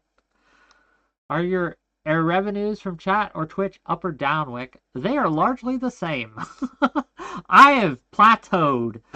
We had a spike, and then we had a dip, and then we're back to where we are. Kind of a median kind of ways of going about it. So, personally, I'm doing how I've always been doing, guys. I'm riding the raggedy edge. Okay? Riding the raggedy edge. The liberal professor, hello. Welcome. We're doing call-ins. Why do you not own a better mic? Because I am poor. I had one, this one here, right? But it broke recently. It broke like last month, and I just haven't gotten a chance to get a new one. So I'm using my webcam mic right now. People might donate if I had a better mic. I don't know if that's what's keeping them from donating. Gonna be real with you. Maybe though. Wick wants to pretend that because wages have gone up over the past few years, this somehow was eaten up by the faster growing inflation. Only 2 months ago did the rate of wage increase catch up to the rate of inflation growth. Surely you can't be serious. Oh, don't call me Shirley. So we have had multiple years of inflation drowning our wage growth versus 2 months of wage growth exceeding inflation. And Whick wants to pretend that the economy is doing well. It is doing well. I don't know what to tell you. We have fought down inflation. We have conquered that beast. And the trends are looking good, gang. The trends are looking good. We have about 5 minutes before we are going to transition to go on Admiral Gibbs' panel. Okay, so we have time for one more caller. Yes, one more caller. One more caller that I can bring on. 𝕵𝖎𝖎𝖙𝖘𝖍𝖔𝖜. Hi. Well, hello. Everything will look good for the election. This is a massive effing hope. Again, I want, and I hope you all will assist me in this. I want to get on Will Stansel, who can explain it much better than I can, because I admit I'm a neophyte when it comes to economics. I'm not very good at explaining or communicating the data to you. I'm just not. It's not my wheelhouse. However, it is Will Stansel's wheelhouse, and I would love to have him on to explain, right? But this is the thing. What data or what message could he... There is an old adage. Not even 100 people can wake someone who is pretending to be asleep. If you are convinced and you have been ideologically captured to think that the economy is bad and we are in a bad state, there is no data. And let's be clear, there is no data that will convince you. There is nothing I can say or do. And that's not true for all of you, but it's true for some. But there's nothing. There's nothing that can be said. There's nothing that can be done. You believe it. Yeah, I don't know what to tell you. 𝕵𝖎𝖎𝖙𝖘𝖍𝖔𝖜, can you join? We have time, like we got 5 minutes. But we had a call-in show all day. You should have come like hours ago when I was begging people. Housing prices continue to outpace wages. What are you talking about? Housing prices, like interest rates on mortgages, are lower than they've been in years. What are you talking about? Right? Interest rates for mortgages are lower than they've been in years.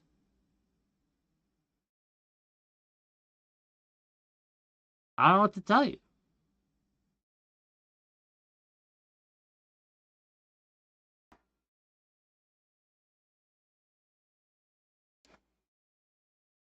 They are lower.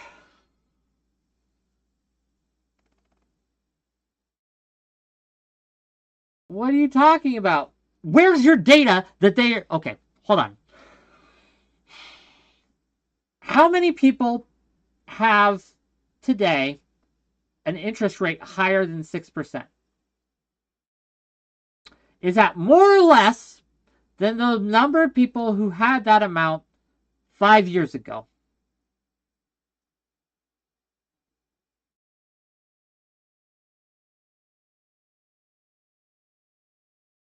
I will show you my data, and then we will transition. Let me get back to it. Boom, boom, boom, boom, boom, boom. Bum bum bum bum bum bum bum bum bum bum bum bum bum bum bum bum bum bum bum bum. Go through the graph till I find the one I need. La la la la la la la la la la la la la la la la la. Give me a second. There's a lot of posts here. Here we go. I will resize it so you can see. Percent of closed-end first lien mortgages outstanding by interest rate, okay? And as you can see, the red, 6%, the yellow is 5%, gray is 4 to 5%, the blue is 3 to 4%, and less than 3% are the turquoise or something. Okay, so here, again, I'll make it better so you can see it. Hold on. Boom, boom, boom. Okay, so if we look at the graph, You're 12. Jesus Christ. Okay. So, 5 years ago, okay, boom, 1, 2, 3, 4, 5, is this more or less than today? Oh, look, it was more 5 years ago. When it comes to low interest rate, is it more or less than 5 years ago? Which is it? Come on, kids. This is color-coded for the ease of your understanding. Which is it?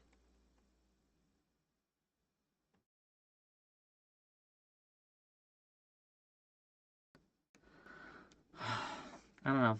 I don't think there's anything that convinces you. I think you're confused. What do you, like, you understand, right?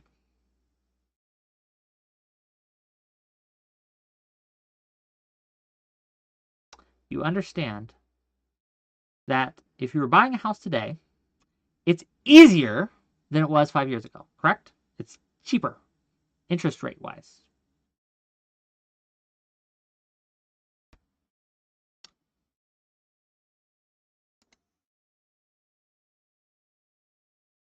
You idiot! Jesus effing Christ!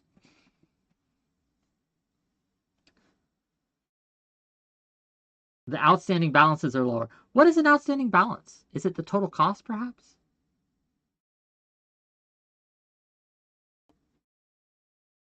Okay. You guys are just wrong, but that's okay. I still love you. Again, COVID rates were in 2021, 2022, etc. Again, we can see the interest rates are lower in general.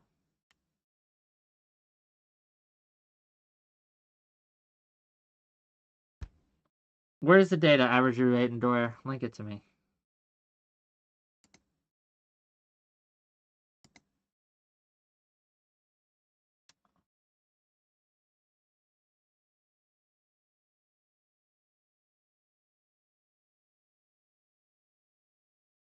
Okay, mortgage rate. Here, I'll show it to you guys. Then we'll go. Okay. This is from Mortgage Chart Rates, Historical and Current Trends. This is from December 8th, so it's an 11-minute rate. So we'll go through it real quick. We'll try to skim it down. Over the past 2 years, simultaneous surge in mortgage rates and home prices has significantly squeezed buyer affordability, creating a double whammy effect that has limited the purchasing power of potential homeowners. Will mortgage rates rise or fall? That's the looming question that's kept many on the edge of their seats. We've seen significant swings in interest rates, from historic lows to sudden surges, all while central banks carefully strategize in response to global events. To put it into perspective, consider the year 2022, which began with the average 30-year fixed rate at a modest 3.2% in January, only to skyrocket to a staggering 7.76% in November 2023. While the broader trend provide valuable context, it is important to recognize that average mortgage rates are just a benchmark. Borrowers with healthy credit profiles and strong finances often get mortgage rates with blah, blah, blah. So rather than looking at only the average rates, check your personal... Okay, whatever. So here's the charts. Fell to historic lows in 2020-21. Emergency actions by the Federal Reserve helped push mortgage rates below 3% and keep it down. The story changed in 2022. With inflation running ultra hot, mortgage rates surged to their highest level since 2002. According to Freddie Mac's records, the average 30-year rate jumped from 3.22 January to a high of 7.08% in the end of October. While the anticipation was for mortgage rates to recede in 2023, that wasn't the case. Throughout this year, the 30-rate fixed mortgage rate fluctuated from the range of 6 to 7%. At the outset of September, mortgage rates stood just above 7%, but by November they had climbed to the mid-7% range as reported by Freddie Mac. This is marked the highest rate recorded since the year 2000. While the Federal Reserve opted to temporarily forgo a rate increase in October, it continues to deliberate the possibility of a rate hike during its upcoming mid-December meeting. If the economic data substantiates the need for another increase, it is likely that we'll see such a course of action. So my question would be, because this does show different data, the data here is different. So what is this chart showing that this chart is not? No, Portland, explain it to me. Like I said, I'm not an economic expert, so explain it to me. Why is this showing the interest rates the closed lend, first lien more. Is it simply the fact that it's a specific type of mortgage and they're looking at a very specific types of mortgage here, and there's a different type of mortgage that's being here? People buying less means less people in the market buying less houses because they can't afford it. This one shows, this one is the one that shows all the mortgages across all the sectors. Whereas this one shows the interest rates today.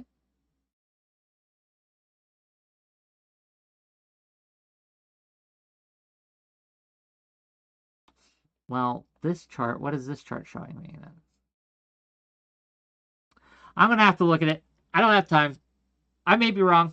I might take the L on this one. I'll have to look into it. I'm not an economics master, so we'll look. But I do have to go on Admiral Gibbs' show right now. So we are going to take a break. Please don't blow your mic out. I'm not going to blow my mic out. Why would I? Here, let me click on the clicky thing. Oh, no, I have to leave someone's Discord, unfortunately. Who gets the axe? Who gets the axe? Because I have to make room. Sorry, this one.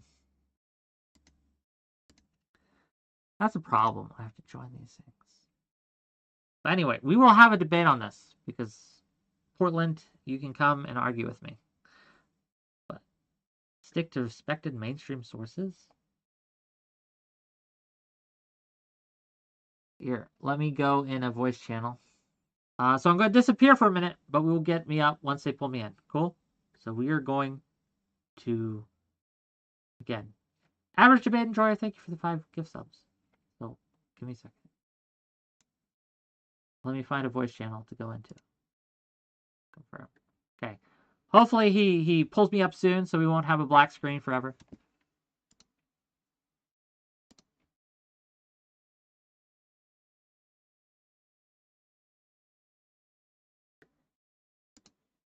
Okay. Hello 321 says $2. See, you're wrong, brother Whick. Now versus 5 years ago. Again, I might be wrong. I'm willing to take an L when I am shown to be wrong. Absolutely. And it looks like you were correct from those things. Whick blackface. Gibbs, pull me in. Gibbs, don't let me sit here. What are you doing, Gibbs? Am I in the wrong one? Help! Pull me in. Yeah. Oh, thank God. It's like a hidden room. There you go, Whick. What's up? Okay, give me a second. I gotta Right, adjust it so everyone can see you. I just took a bit of an L on this. Yeah, I was gonna say I was gonna go. I was wrong. I was just wrong, and that's fine. It happens. I was gonna come in there and just drop a shitload of stats on you, but I was like, nah, I got time to wait. No, it's fine. It is one of those things. We have to acknowledge when we make a mistake. Are we turning our cameras on for this? I'm going to, yeah. Hold on. Okay. It's gonna be a radio show. Nobody's talking on camera. Oh, I might need to turn my camera thing off in this thing. I think. Ow. Woo. All right, we're gonna give it like another. What's your hair? That's nice. Oh, my hair? Yeah, it's blonder. It's different now, right? It's like lighter. Yeah, it is. I like it. It's very cute. Thank you. And then before, but it looks very nice now. Thank you so much. I cut a bunch of it off because it was just like so unhealthy. So I was like, I'll just start over. Yeah, I need to cut off like 3 inches of my hair. Dude, why would you do that? It takes so long though to grow it out. They make vitamins for that. You know what it is though? I exercise like quite often, and I feel like my hair grows more when I'm exercising. I don't know. Maybe it grows so fast. It's ridiculous. So fast. So I'm like, okay, hopefully it'll grow back. My audience is asking why you all look the same. Do you guys think they look the same? All look the same. Why? Because we all have curly hair? That's what it is. I think that's the only thing. I think maybe you should adjust the coloring of your computer screen Yeah, they're 'cause, confused. There's a bit of a difference between the three of us. I'm not going to tell you what it is. You're going to have to guess for it yourself. Oh yeah, I'm gonna start guessing. What could it be? Who knows? What could it be? The Who knows? backgrounds? Maybe. Okay, so Bluish backgrounds. Yes, it has to be it. All right. Why did Whick just throw his chat under the bus? That's what my chat was saying. I'm just saying that's what the look. Sorry. I'll Deserves to be thrown Chat, under the bus. Okay, be he's gonna good. come out with that kind of stuff in chat. Okay, he gets what he gets. Okay, Rhino says, I know one of them doesn't have glasses. Good, true. wearing context, though. I could be wearing glasses. So not a good point. Oh, I love the little tea set. that is super cute. Very Alice in Wonderland. I love Do you know where I got it? Okay. So this is a thing that our family used to do for a very long time. Was Downton Abbey was still coming out with its weekly episodes. Oh my Our god. family, me and my sisters and my mom, we would have a little tea cart. We would have a little teapot. We would have some cookies, you know, like the Milanos. And we would sit and we would watch Downton Abbey and we would dip it in the tea. And it was cute. That's And I adorable. loved it. It was so I like adorable. that. And so, as a Christmas present, my mom gave me the Downton Abbey tea set, which is this teapot. Isn't it awesome? That's really That's- cool. I know. And hence, the tea is where the tea comes from. I like that story. Let me see if I can do- Very wholesome. I like it. Indeed. I'm just waiting for Modi to start this off. There he is. Okay. Yeah, who we waiting on? Yeah. Who we still got? Who we still got to wait on, right? 𝕾𝖍𝖎 should be here any second. Doomsday is going to be about an hour late or so. She's, Okay. I don't know. She's doing some kind of modeling gig or something. I don't remember exactly what she said. She told me, but as a man, we don't listen to women. So, like, Fair. that's a joke. You don't stab me already. I'm sorry. What'd you say? Exactly. Exactly. What's everybody doing? Everybody doing good? Seeing the praises? Come on, Modi. This is not your first time. There you go, my son. Look at that. Shut up, ho. Who? I'm really excited to see Modi in a serious panel here. I'm very, very excited I for just it. fucking woke up, you piece of shit. Follow up. Yeah, I have no idea. So Millie, I have no idea what's going on yet. Dying in this To my bitch. audience, they can't hear Yeah? me just speaking. You to ready for your new audience. house? You But, excited? I was meant to be This here isn't today, my and then show, fucking the internet got fucked up. So I woke up early for I was nothing, invited. and I've got to be awake in T-minus See how it 6 goes, hours. right? Yeah. T I'm minus counting. 6. Yeah. Yeah. Because it's like you say that like you actually sleep generally. You like never sleep.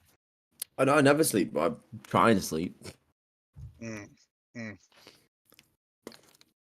All right, I'm gonna give But I'm here. a message 𝕾𝖎𝖎 right here real quick. He and might see what not he said. sleep, but he can dream. Okay. Yeah. Thank you. He's like That's the wonderful. bad guy. That was a wonderful, rousing speech. I'm supposed to tell Modi that Biddy says hi. Is that IIB? Yes. Damn. What's up, mama? I mean, she's listening to you right now, so you could tell her. Oh, she's listening. Yeah. Tell her that I'm so sorry that I ditched our wedding. I had an urgent appointment in Vegas. Fair enough. Don't trust him. Oh. Don't trust What? him. First of all, I'm very trustworthy. Can you not tell by my very feminine outfit? You I should don't know lower what your you're guards looking- around me. I don't know what you See, look like, sir. The You can't see From- me? the From this outfit. picture, it looks like Miley Cyrus. That's all I can see. Damn, and she's not a wrecking ball anymore. She's a pretty nice, sane girl these days. Yeah, I'm kind of Later a this Miley summer. Cyrus stan. Are you a Swiftie, though? That's the real No, question. do I look like a pussy? I don't even think Don't Taylor answer that. Swift is a Swiftie, to be honest. Taylor I don't Swift think- hates herself. I don't think she can stand herself. Yeah. Have you seen her dance moves, bro? Jesus Well, I Christ, it's like a mean- stick bug. Moves, but I know her outfits are to die for. I love her outfits. I am jealous of her entire wardrobe. I wish I could steal it. She- I wish I could wear it, and I definitely wish I could afford it. And I can do none of those two things. She looks like she I shops at Target. Yeah, I gotta say, I don't think her wardrobe looks that expensive. I Yeah. would take She like Lindsay wears jean Sterling's shorts. Lindsay Sterling's outfits that she makes herself. That's the take one that Lindsay does. Lohan. Yeah. Isn't that the one Yeah, that does the Earring the crap. violin? Yeah. Yeah. She makes Good some point. amazing outfits. Yeah, I I actually wish with that I was okay. brave enough to Sorry. rock that shit. We'll see Okay, how this Gibbo. goes. Are we getting this on the road? Yeah, let's do it. We'll just let's see what Lethe said right now. He's in the room. We just move him in. You got Leafy is here, like the actual Leafy. I don't know. No. He has Leafy, Oh, which I I see. always thought was pronounced Leaf. Yeah, I mean, it rose by any name. Would smell as dank. All right. Yeah, we'll start with this. I think that we got everybody but Doomsday, and she'll be here in a bit. Oh, okay. Let me just pull up my notes. Let's go and start off everybody off here. Why don't everybody go in a big little circle here? I guess we'll start with Fairy Queen. Tell us who you are, what you do, where you're from, all the good stuff, and then we'll just go from there. Hi, guys. My name is Fairy Queen. I am a feminist politics YouTuber, and I am here to talk about dating. You can find me at Fairy Queen's Cottage on YouTube. All right. Ginger, you want to go next? My name is Ginger Remoth, and I'm a streamer, and I go by Ginger Remoth. All right. Leaving? Your boy 𝕾𝖍𝖎𝖙𝖘𝖍𝖔𝖜 here, chilling with some wonderful people, getting ready for this amazing conversation. You can find me at 𝕾𝖍𝖎𝖙𝖘𝖍𝖔𝖜 on all platforms. Glad to be here. All right. Thank you. Mooncake? I'm Mooncake. I run a cult. I stream games online. We listen to music, chit chat. And yeah, if you want to hang out with me, Mooncake XO on Twitch. All right. Thank you. Modi? Hi, I'm 𝕾𝖍𝖎𝖙𝖘𝖍𝖔𝖜, former women conqueror, current ally and feminist, big fan of women, bazoingos, and pussy. I've probably been on more dates and had more relationships at the age of 22 than everyone here combined. No, I'm not a whore. I just love human interaction. Oh, thank you so much. And Whick? Yeah, my name's Whick. I do streams and I talk about stuff. And here I am because you invited me. So hi. I'm excited. To have you all here. I'm really excited to see you actually get to share an opinion instead of moderate for once. We got a couple moderators in here that actually get to talk for once. So that's good. In fact, so I guess I'll give us an opening, then we'll have opening statements, and then we'll just open it up from there. So in light of many panels discussing modern issues between men and women that they're having with each other, I've decided to host a panel in regards to what the core problems facing men and women today are. This is especially evident in regards to modern dating and marriage. Recently in streaming, there's been some wild happenings. Things like the Destiny Melina divorce, the Hunter Avalon shooting kind of thing, whatever that was. The Lena the Plug and Adam 22's embracing of the cuckolding, and open marriages just seem to be on the rise. I personally am divorced, but I've been a very active dating life, and yet every day I come on here, I feel like, and I see a panel about dating and men's issues and women's issues, and I find it appalling because of the terrible advice that I've been seeing. Things like, oh, join a D&D group if you want to find women. Things like that, just awful advice. So I'm here today hosting this panel with these wonderful people to discuss these issues, and I want to see what everybody's opinions are and what people think the core issues between men and women and the lack of sex that the younger generations are having compared to our millennial generation. I think we're all millennials here, maybe not everybody. And then as compared to whatever. And if that's a problem, what are the other problems? How do we fix this? What should we do about all these things? So let's get some opening statements. Fairy Queen, you can start us off. We'll just go in the same order as before.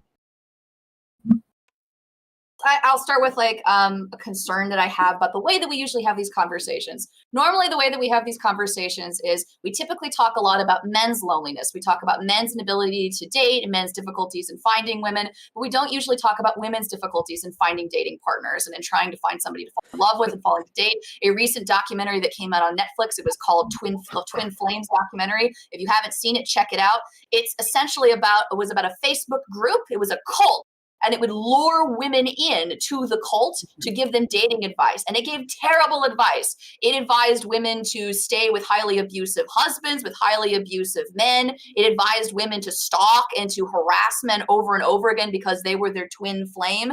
It even convinced some women who were not experiencing gender dysphoria that they should transition to become men so that then they could date other people within the same cult. And so the fact that, and I bring this up as an example to demonstrate that I think women are also vulnerable to the difficulties in finding dating. I think that the vulnerabilities are different than the ones that men experience, but are nonetheless neglected in these conversations. So as somebody who is a young woman in her 20s, I am curious to hear what tonight's panel has to do with advice specifically for women in dating, and not just dating and finding somebody temporarily to date, but to find somebody who you can be your husband, who you can marry, and who you can have a long, successful relationship with. And that's my opening statement. Fantastic. Thank you so much. Ginger? Jesus Christ. That was a good opening statement. I'm just, mine's not nearly that thought out. So, okay. So Don't worry. basically, my issue with most panels on dating is that it's usually more so focused about what people are doing wrong versus what people can do right. There's it's hard to give it a definitive reason or a definitive aspect on what can attract anybody. Like, something works for other people while it doesn't work for most people. That's just kind of how life is. Everybody's completely different. But I feel like what's going on is that men and women are at complete odds with each other right now. I wouldn't say more than ever. I would just say that it's harder because we're discussing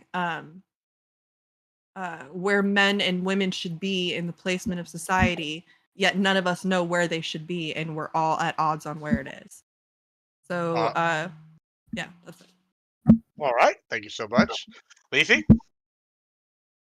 All right. So I feel like we are in a transitional period right now where the roles for genders and other things are kind of up in the air and people don't really know what to do with themselves, and it's pissing people off and no one knows what to do about it. I feel like we need to get to a point of true equality where nobody feels like they're being put in the place of one gender or another gender for doing specific things that are human things to do, like cooking, cleaning, taking care of children, working construction if need be, being in the military, whatever the case may be. We are all capable of doing these things. They are not gendered. But for some reason, we want to make sure that these gender roles stay the same. And we are fighting so hard to maintain something that is no longer the way it was. And the longer people want to fight this, the harder it's going to be on down the line. All right. Thank you so much. Mooncake? Okay, mine will probably be like pretty short opening. Yeah, like I think it's been already stated previously, but like the dating market in general, I think we're in a weird time. A lot of people are online, and it makes it hard to meet people like in real life. I think people are also lacking those skills of how to communicate in real life. And I think that's something that we could look into on both sides, right? We don't really know how to approach each other, what we like, things along those lines. I also think for relationships, but we'll get into this later. Marriage, especially, I think, let's just say I don't think it's for everyone, but we'll get into this later. So I'll just end it there and then we'll get into it. All right. Thank you so much. Modi? Just to get it clear, this is my opinion on the current dating type of shit, right? Yeah, yeah. Well, I've got like an absolute different answer to this. I actually don't have a problem with how things are right now. You know why? Because there's a lot of men right now who are, becoming beta cooks, becoming, using their credit cards. And I feel like the amount of suitable men for women are going down, which makes it easy, slim pickings for men like me. So I've been having the time of my life with these girls. You know what I'm saying? I've been having many more, since like 2016, 2017, 2018. I was like, it's okay, normal life. But these past 2 years been fucking nuts. Women are looking for even a semi-stable man who doesn't have a full-time job is okay for them. Other than that, I will comment on one thing. If I was to play devil's advocate, I will say that I feel like I disagree heavily with Fairy Queen that women have a hard like a similar hard time, because I know 1,000 men would throw down their lives for a crumb of pussy and relationship. Well, I don't see many, I don't see many the opposite, to be honest with you. And you might be saying, but they're just trying to get some vagina. True, but once I have sex one time with a woman, I fall in love and I'm willing to die for them. So it's pretty simple, If you put out, then I'm putting in. I think the opposite doesn't work for women. It's really hard to get girls from a lot of guys compared to women. If a girl goes up to a guy in a club, it's easy pickings. If a guy goes to women, he's a creep, especially if he looks like Gibbs. So that's my ending of my opening statement. Rough. Thank you, Tony. I appreciate that insight. All right, Whick, how you doing, Bubba? Tell us your thoughts. Man, I don't look. I didn't know what kind of panel or show we're going to be on. I have a better idea now. I'll say that. I'll say this on this subject. Look, we are in a constant state of fear. Men and women both are afraid of different things, but it has paralyzed us and kept us from getting what we used to get, getting what we deserve, right? Finding love. Men are scared, terrified to approach women, right? They're just stop doing it in large cases. When they approach women at the gym, they're creeps. They get put on blast on Instagram and things like that.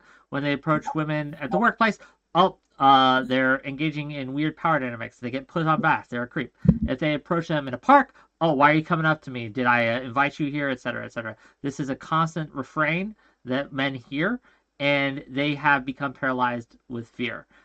Women are afraid that the men that they find are going to be red pillars, that the men that they find are going to cheat on them, that the men that they find are going to be abusive, etc.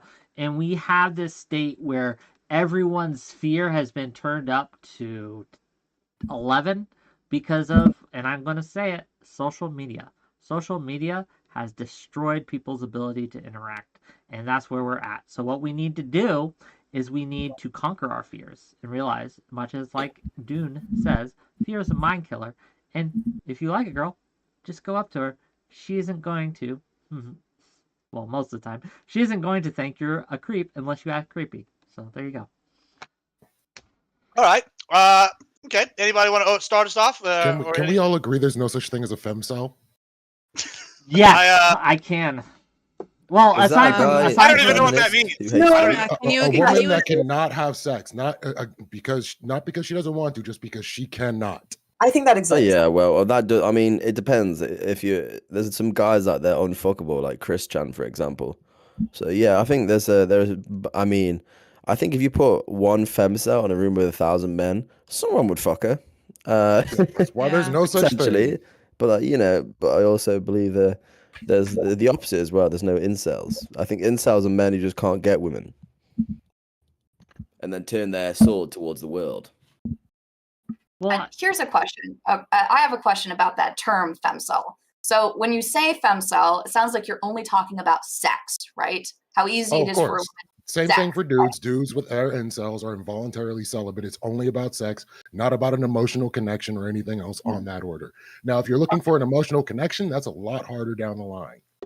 See, that's what I was going to say. I would agree that it's probably easier for women to have sex with somebody. It's probably not going to be something they're attracted to, but it's probably easy for the vast majority of women to find sex. Probably not nearly as easy to find somebody who they can actually have an established emotional relationship with. But I think that's equal across the board. I think dudes also, like, they may be able to get sex, but they won't be getting an emotional connection. So I think it's equal on both sides. Do we want to turn this into a contest, really? Like, do we want to, this is my frustration with any of these types of conversations, is it almost invariably becomes this contest. Who has it worse? It becomes like a oppression Olympics. Do women have it worse? Do men have it worse? Who has it harder? We can recognize that both genders have issues when it comes to interaction. But we don't have to make it into this kind of competition to see who has it the worst. We could just say, hey, men have issues, women have issues, they have issues when they try to interact with each other, and here's some ways we can get over it. And I just don't, I have no interest in making it into a fight. Yeah, I actually agree with that kind of statement. I don't think the oppression Olympics theory is really the way I want to go with this either. I agree that we all have issues. I mean, so to some extent, I just I guess I want to put out there, like, let me ask this, since we've kind of been on this subject right here. I was watching some stuff in prep for this, and one of the statements I heard today was women guard the gate guard the gate for sex. Men guard the gate for relationships. Would y'all I agree with actually that agree with statement? that. Would Yeah. y'all agree with that? Does anybody disagree with that? I only somewhat agree. I think that's changed drastically since birth control and other things have become available. Women don't feel the need to guard quite as much as they did before because they don't have the chance of getting pregnant and having to take care of a kid by themselves at the same rate that they did before. It's more so. I'm sorry. Wait. Go ahead. No, I didn't mean to interrupt you. Go ahead. No, I was just gonna say it's more so. It's more so to deal with the fact that they decide, the woman is the one who decides if they're having sex in the relationship. It's all, that's usually the case for what would be considered a healthy relationship, is the woman deciding whether or not they're going to have sex. But it's 99% usually that it's all on the man whether or not they're dating. I disagree. I'm going to disagree with this statement. If women reject just as much for relationships as men do, right? I think that the reason we have this saying is that most men can't get into the first gate. So they're like this two-tiered system, okay? In general, I'm talking in general here. We're going to leave out some of the religious groups and things like that. I don't think we need to talk about those today. But for most people in America and Western culture, if you want to have a relationship, sex is part of that relationship.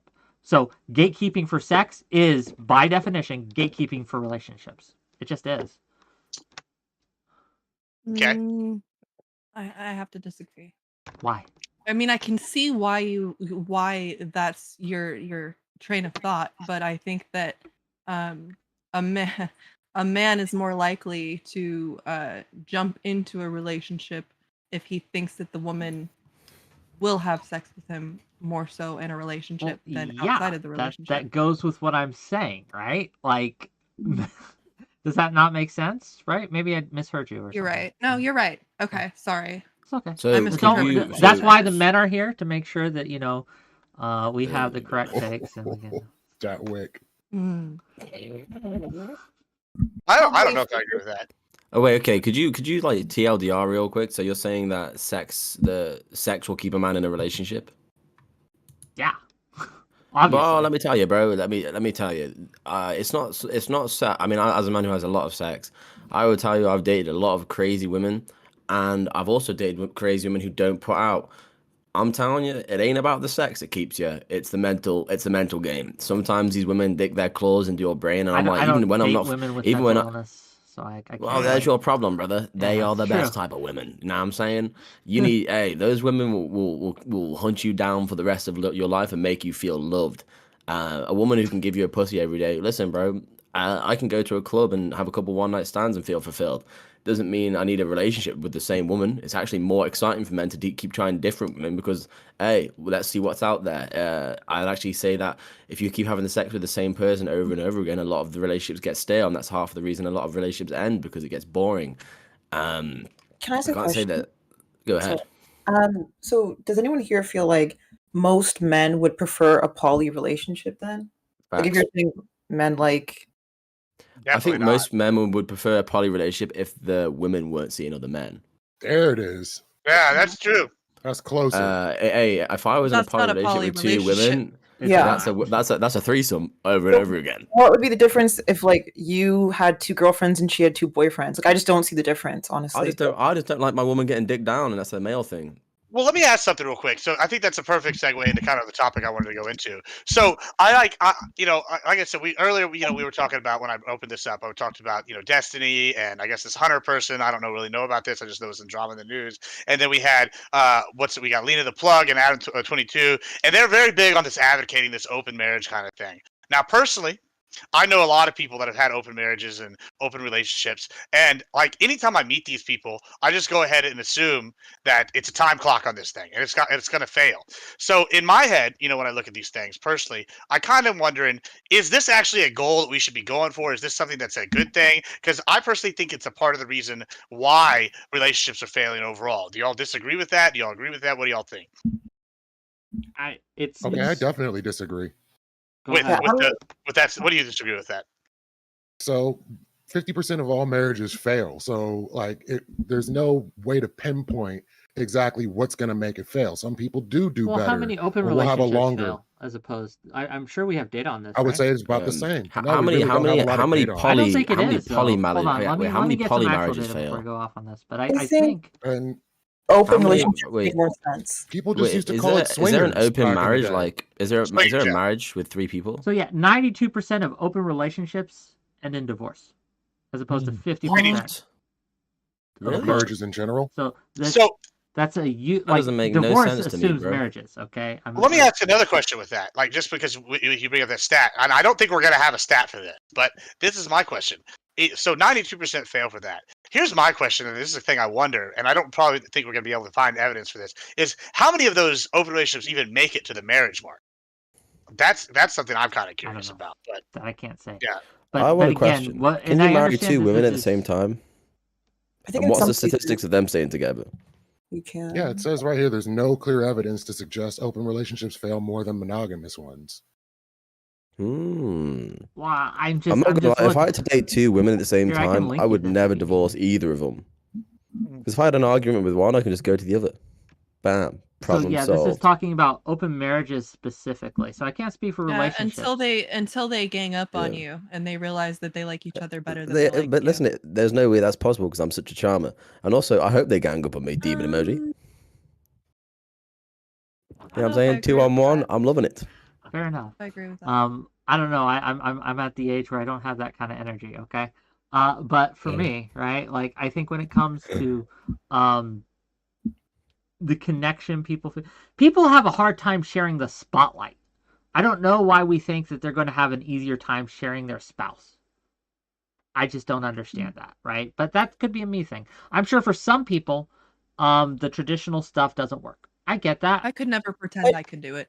Do we not feel like as a society we're moving towards that being more of a norm? I feel like I definitely think it's becoming more a norm. I think so. I do. I think so. I mean, I feel like everything in to do relationships is becoming normal. I mean, for example, considering 10 years ago to now, I think being gay is a lot more normal. I think we're just we're turning into a way more sex positive, just in general view on sexual and relationships. It's just slowly turning. So let me push back on that. Go ahead. I was actually going to push back on that too. I don't know that I agree with that. And I'm going to tell you why I don't, specifically the part about sex positivity. I know that in the world of Twitch poll, right, it feels like we have conversations about sex. It feels like we have stuff being constantly pushed in our face, right? I mean, you are probably sick and bored to death of discussions of OnlyFans, right? We all have seen the Fresh and Fit podcast. I understand why there's a perception that sex is happening all the time, but there are some statistics and there are some other things that don't show that, right? For one thing, we know that there was a recent study in The Guardian that showed that that Gen Z actually wants less depictions of sex in the movies and in the media and the Hollywood films that we know. We know that on average, people are having less sex today than they would have about 10 or 20 years ago in the same age category. We also know, and I don't know if any of you have noticed what's been on your Twitter timeline, but I am seeing hundreds of comments over and over and over again, slamming women for being degenerates, right? Complaining about women being sexually provocative, saying that this has gone too far. The trad wife aesthetic is extremely popular. Let's put some context on this. Hold on. Let's put some context on why are they saying this? And what context are they saying that this woman, these specific women, are being degenerate? Is it because they're showing their tits in a place where there's kids? Right? Okay. Let me ask you directly, Fairy Queen. Do you think it's okay to show kids your tits? Huh? How do we get to that, bro? What? Do you think it's okay to show children, 13-year-old guys, no, your twits? No, I mean, wait a minute, bro. When people are complaining, because I want to context this. I want to context. Stop. I want to contextualize this because. Do you Do you think it is acceptable for a platform that talks about bestiality, has intoxicated adults talking about pornography, has people talking about, like, has a Twitter timeline where you can click on a link and you can see pictures of severed heads with one click link? Do you think a 13-year-old should be allowed to have access to that? To talking Yes or about no? it I is think it's better than fundamentally mine. different I than answered your seeing question. it. Yes or no? Yes or no? Yes, but No. there is a fundamental difference Huh? between someone seeing tits, Okay. showing your tits, and And a talking severed about head? tits. Okay, There's a a severed fundamental head? difference between these things. I'm sorry. I wish I was sorry. getting some severed head. Okay. First of all, and I don't even want to talk about this because this is not what the panel today is about, and I'm going to talk about this tomorrow. Okay, but the reality is, all of these platforms should be 18 and up, and they should all be guarded. No child should be on. No social chance, bro. I loved it when I was 15. I was seeing pure boobies. Hubba. But secondly, like, if we're going to, I wanted to redirect the conversation to talk again about dating expectations. So where did we go off on this rabbit hole? I'm not going to go You're into the this one that because brought up Wait, that wait, people wait, are wait. saying Can I that re- women can are we- degenerates. wait, I just wait. wanted to Hold contextualize on. it. Let me I have a response. Yeah, let's go to Modi, and then Yeah, I want to respond to the thing before we start talking about kids and boobies. I don't care about none of that shit. I'm here to talk about relationships. Here's my thing about what you just said. The reason that there is less sex than ever and this whole Gen Z stigma and all this sort of shit is because the more time that goes on, the more women who do sex work, the more likely men are to stay online. People talk about sex more than have it these days, and I know club culture is slowly maybe dying out because the internet is just such a clout gobbling place. But also you got to think about it like this: if more men weren't camera shy, we would have way more sex, because these days to have sex you have to be on camera for the women's OnlyFans. That's all I'm saying. So, change anything. So we're living in a different men time here, right would you now. guys have sex if there's a woman? If let's say that there's a woman, you're like, okay, I really like it, but she's like, yeah, but I'm on OnlyFans, try to fuck. You know what I'm saying? Would you fuck on camera? Be honest. there's a piece of Yeah, I've done it that. before. Well, yeah, I mean, same. But would really you an would you do issue. it for the? I mean, if you're not doing, I mean, you Look, guys I'll are do the a lot of exception. things on camera for enough money. Do I get a cut? No, you Saying, get zero cut. You $0? just have to- And you have to- no, they can't use my face. It's their business. You out here, you out here, you know, entering their No, parts. It's a if I'm transaction. gonna be part of the business, I want to be part of the business. So unless I'm getting money, right? Unless they're giving me money and paying Yeah. for my time and energy, then yeah, But they can go the fuck main off. point being, we spend way more time online these days. But it's like club culture's dying, going out and shit like that. I feel like even people I know who are 15, 10, and 18, they decide instead of going out to the pubs and having a couple pints with their boys, they have a credit card now and they have a human interaction. The problem with the rise of OnlyFans, because I used to go on Pornhub, I still go on Pornhub. I love having a quick gander at some titties.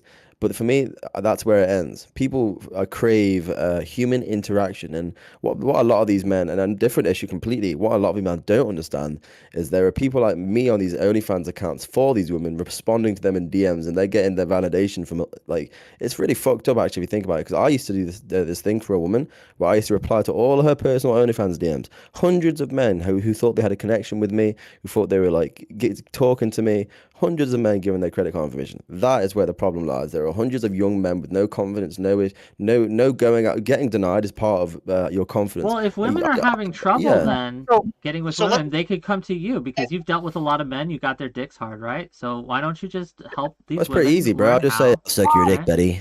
Yeah. There's a piece of what you're saying that I'm going to take a piece of what you're saying that I think is true.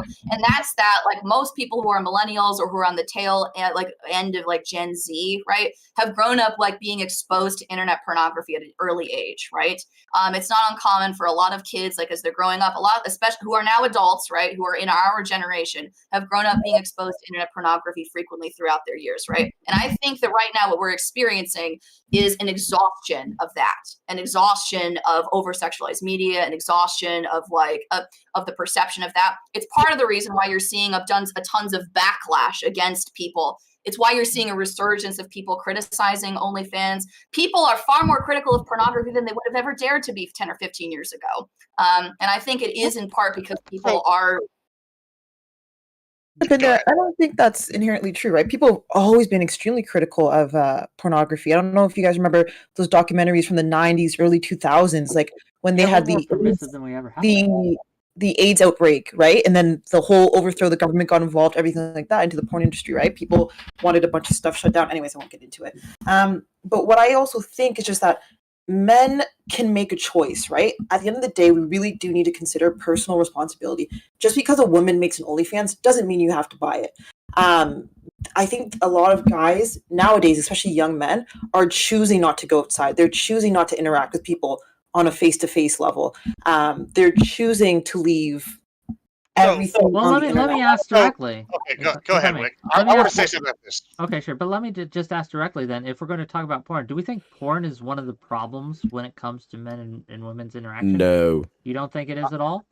I think it actually is. I think that porn and its access, we are more permissive. Fair Queen, I don't know what you're talking about. I think we are more permissive about porn than we have ever been in at least my I think lifetime. amateur porn is fine. I think produced porn is fake, and you can create like fake, I'm like totally with fake him. delusions. Amateur porn, though, it taught me a lot about how to please a woman. To be honest, raw dogging. Now I'm saying. I don't think it did, honestly. I mean, hey, It really I should. mean, No, it promise should you, not. giving porn reviews. does not Hold on, let me show you just how to let me please just Talking let me just about the MOGB here, bro. I've been getting pussy since I was 15.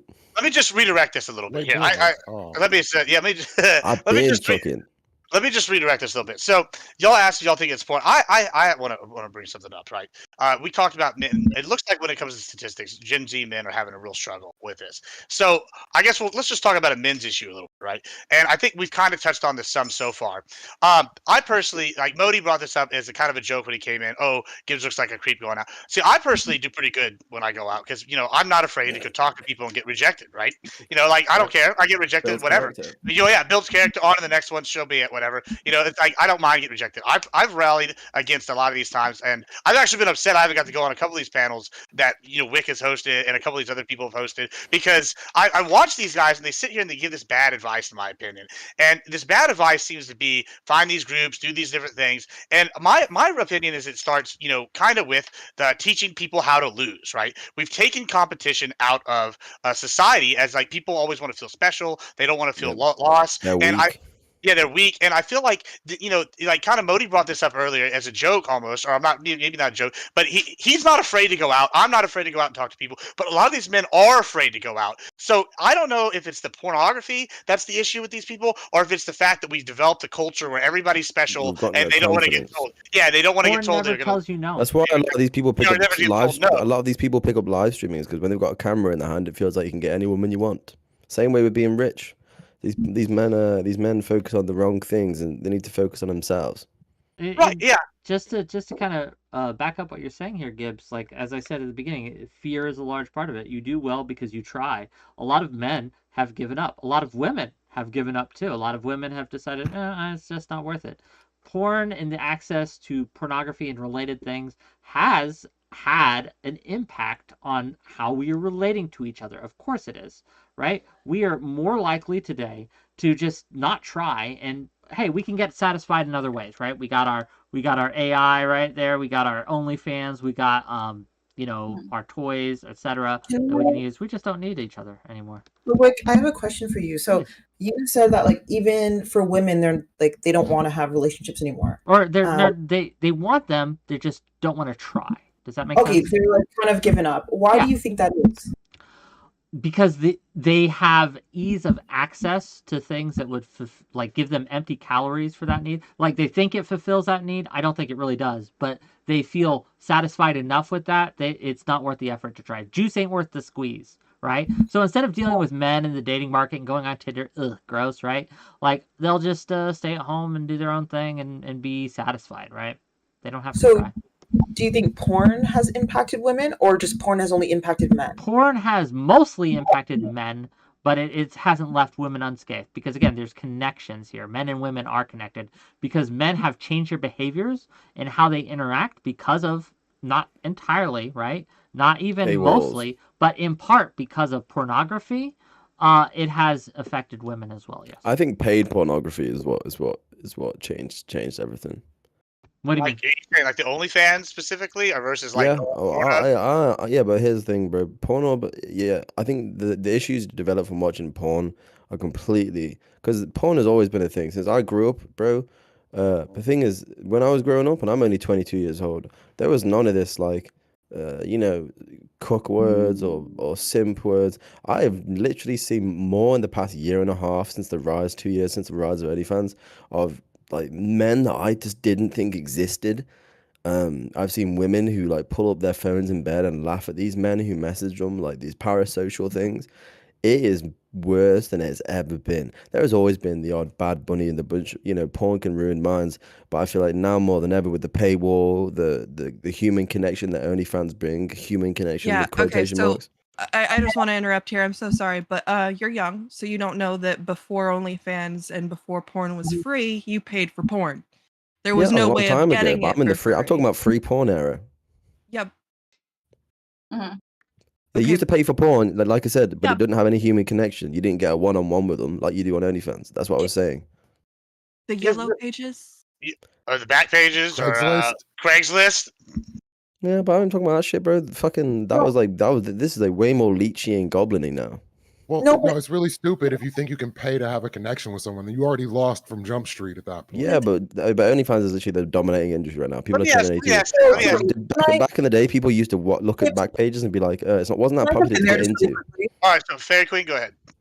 Oh, Okay, so sorry, Fairy Queen. You're Yeah, no, Fairy you Queen, go then first. okay. Okay. Well, a couple of stats I think that we should point out, like about OnlyFans specifically. And I just learned this after watching a recent debate. Apparently, like 80% of the people users who pay for these OnlyFans pornographic subscriptions, they are married men. And they're typically married men who skew a little bit older, about like roughly like 35 to like 40, which would make sense, right? Because if you're going to be somebody that has a pornography, got money. like it has a subscription of that kind, you're probably going to be have somebody who has a lot of disposable income, right? You're probably not going to be How somebody about the that free like pages, by the way? How about the free OnlyFans pages? Okay, well, let's talk about that, right? So when we're talking about like free pornography, this is a thing that I find to be frustrating. There's another article that was published by Wired a few years ago. There is a perception that it's really easy for women to succeed because all they have to do is post naked pictures and put them up on OnlyFans or put them up on Twitch, et cetera, et cetera. A lot of people like have said that, and that's how they can be successful, right? They can get tons of money just doing this, right? But that reveals like a huge problem that exists within the porn industry. It's not as easy as you might think. And one of the reasons for that is exactly what you said, which is that a lot of pornography is free, right? The reason why you pay for a subscription, like it has to be for another reason other than just seeing pornographic things, right? Because you could otherwise go into Pornhub or Xhamster or any of these other things and watch like a 30-minute video for free, right? And that means that if you're going to hack it as a porn star in this industry, you are going to have to do something that means that you're going to have to outperform, create content that is something that people will pay for, as opposed to paying for a celebrity on OnlyFans, which a lot of people do. It's a big reason, right? So you're competing with big names, and you have to compete with all of the other free pornography that is also available that people go and have access to. Well, yeah. The other problem is that like you said, what people are having to like outdo each other in order to get that business their way, because there's such an influx of OnlyFans models, I guess. So let's go to Mooncake after you, and then leave. Oh, I'm so sorry. No, Mooncake, go No, right don't ahead. worry. No, it's not a problem at all. Yeah, go ahead. No, I was just gonna say, what's always funny now is that like porn has always been a problem. I mentioned the 90s and stuff before, right? And you still have the issues of like very abusive porn coming up, and people saying, was this damaging the minds of young men, right? Ever since it's women who can now just do it themselves, right? They don't have to go through a third party to promote their services or whatever it is.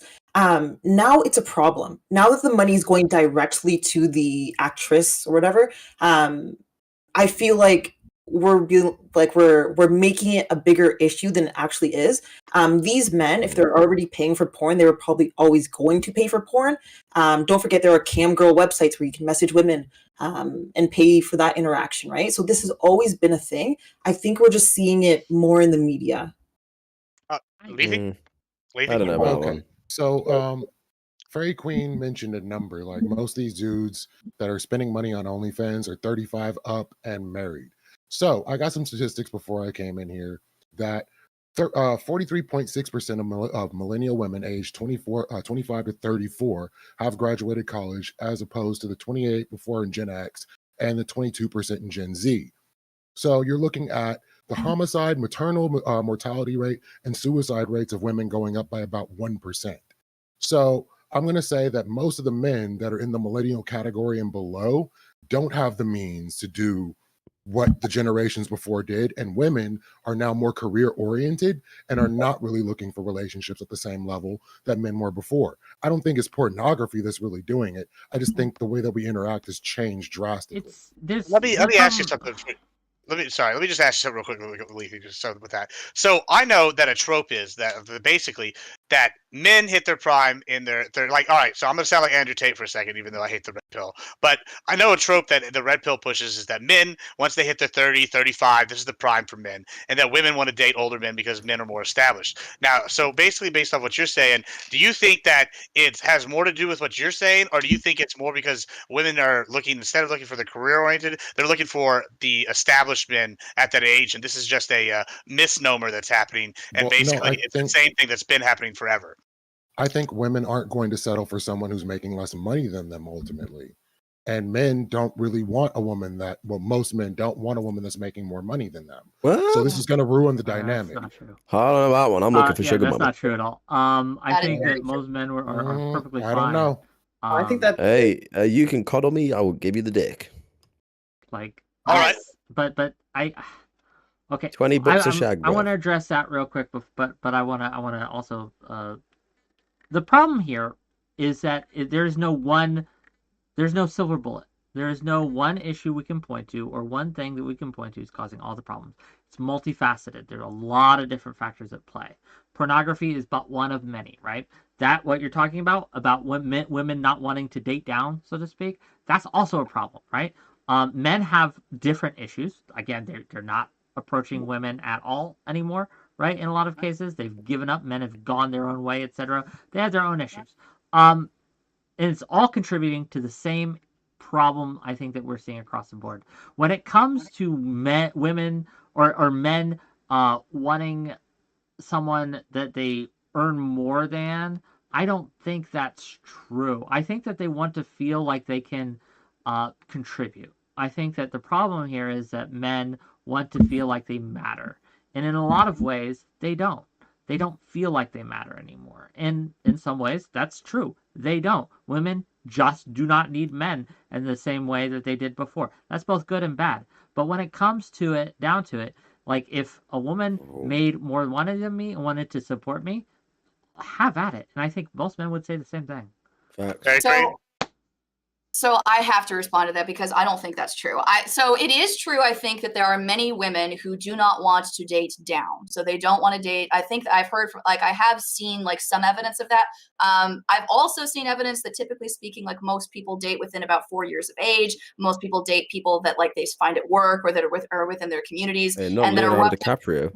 like most people are not Leonardo DiCaprio, and most people typically date people within that sphere, generally speaking. But I would agree with you that probably, generally speaking, most women typically are looking for somebody a little they do, who make a little bit more money than they do, and who probably are, frankly, a little bit taller than they do, right? Like that, those things are probably generally true. But the reverse, the thing that you're saying, that men do not want to date somebody, don't want to date up, I'm sorry, but that is just true. I know a lot of men, like in my own personal experience, like as somebody who's a graduate student, as a woman who works full time, okay, men typically hate it when I introduce by saying that I am in school for my doctorate. The first thing that happens is it pisses them off. And I'm not the only woman who has stories like that. Other women who have careers, women who work as CEOs, women who are lawyers, women who work in higher professional jobs, when they try to date down, when they try to date men who make less money than they do, who have less education than they do, who like don't, in these cases, the men don't like it. The men typically speaking, they feel threatened by it. They get angry. They are not happy with these women. Sounds like you know a lot of fragile men. Yeah. This is from personal experience. Let me tell you, the game is the game, and men always want to date up. We always trying to get a bad bitch with money. Let me ask a question here. Let me ask a question because the game's the game. I feel like to some extent I actually agree with Modi on this one a little bit. I go out a lot, right? And I hate to be the guy that makes a meme. This is a big reason why I hate the red pill. And when they're sitting here going, "Oh, you need to make X amount of money, you need to do whatever, you got to work out," because I'll go to the club. a lot of times, and I'm not complaining because, like I said, I do all right. But I see a lot of men that go out there, and these guys are felons. They got no money, they got no job, they got no car. They go and they find a woman that's got all these things, and they will start dating them because then they can mooch off them. And I feel like maybe it's anecdotal, maybe it's a meme, but I see this happen a lot, right? So to me, for me to see that, I don't know if I can personally agree. I don't, like I said, I don't have any statistics. Boys are up right now. Always going to be mooches and gigolos. I really don't think. I really don't Nah, think. bro, mooches are up. This is our season. Because I think that two things can be true at once. I think that the men in Fairy Queen and her compatriots experience probably do feel angry and feel threatened, but it's not because you make more. It's not because you're smarter. It's not because you have these credentials. I would argue that if the first thing a woman that I'm talking to does is lead with, "Oh, I am X, Y, and Z, and I'm so powerful and great," I'm just not going to be wanting to talk to them at all, because it's not about them being powerful and great. It's about that's what they're leading with, and that's a turnoff.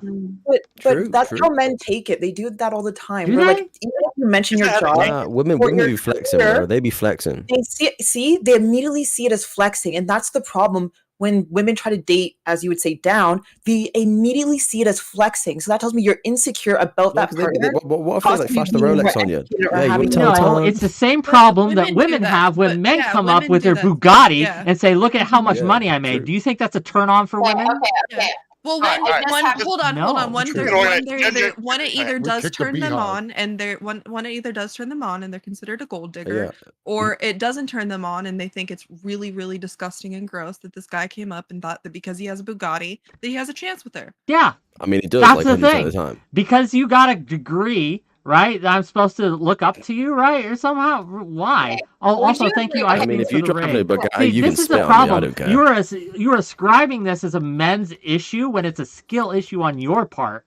If you sell it correctly, if you approach them right, it's a blessing. Men want this. What they don't want to feel like. What they don't want to feel like is they don't want to feel like they're holding it over their head. Diddly diddly diddly. Yeah, they don't want to feel like they don't want to feel like a woman who's being approached by this guy with all this money and stuff and saying, "I have all these things. Date me because I have all these things." As long as you don't complain about us being broke, we don't mind. All right, let's go to Fairy Queen here. Yeah, she wants to push back. I can tell. All right, I need to push back upon this. The idea that women are coming and say, "Oh, I'm the CEO, I'm the lawyer, and I am so much smarter than you, and I know everything." And you just work, your job, and you make no. And I don't think that's true. And the reason why I don't think that's true is that women typically have the problem of dumbing themselves down when they are dating men. So this is a study. It was published by Match.com. Okay, according a new survey by Match. 2,000 participants. Very about their accredited source. Please do not tell me you're citing Match.com right now. Let her. At least do Tinder. I know you're British, but be quiet for 2 seconds, okay? Match.com, bro? Are you joking? Let her go. Let her go. All right. In the hopes of playing down their intellect, over 50% of women on this study say that they've dumbed down on a date. The survey by the dating site Match.com asked 2,000 participants about their behaviors when it came to dating.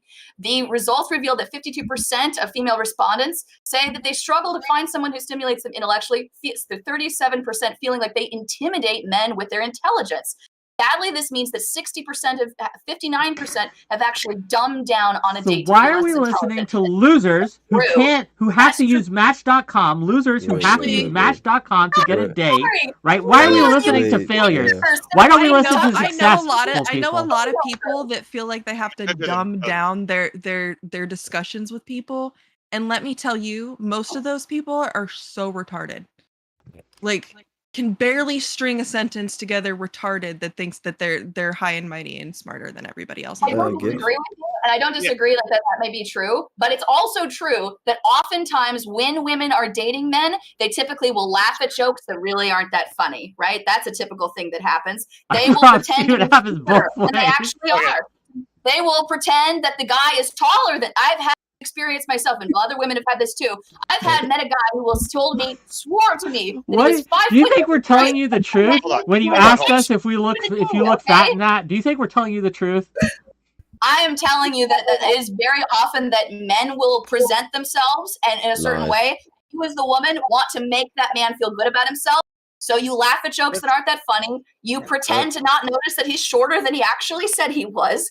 And you pretend to be stupider than he is so that he likes you and so he doesn't get angry at you. Well, this isn't a gender thing. Hold on. No, I gotta push back. I gotta push back. So Gibbs, shut up for a minute. I gotta push back. Let me push back, okay? Because you're saying like these things that obviously this is true, but this happens also on the men's issues. We pretend that you're smarter and more interesting than you are. We pretend that you don't look fat in that dress. We pretend all these things because we want you to feel good about yourself. That's a good thing. And women want men to feel good about themselves. That's a good thing too. I don't see an issue with this. Also, your boyfriend usually will also make up for the fact that like you look different when you take your makeup off at night.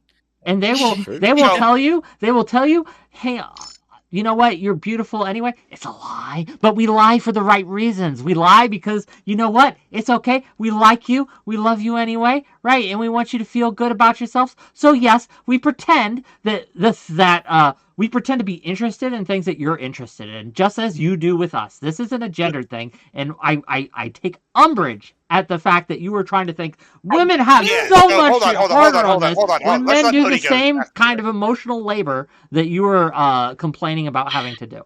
All right, Modi, go ahead.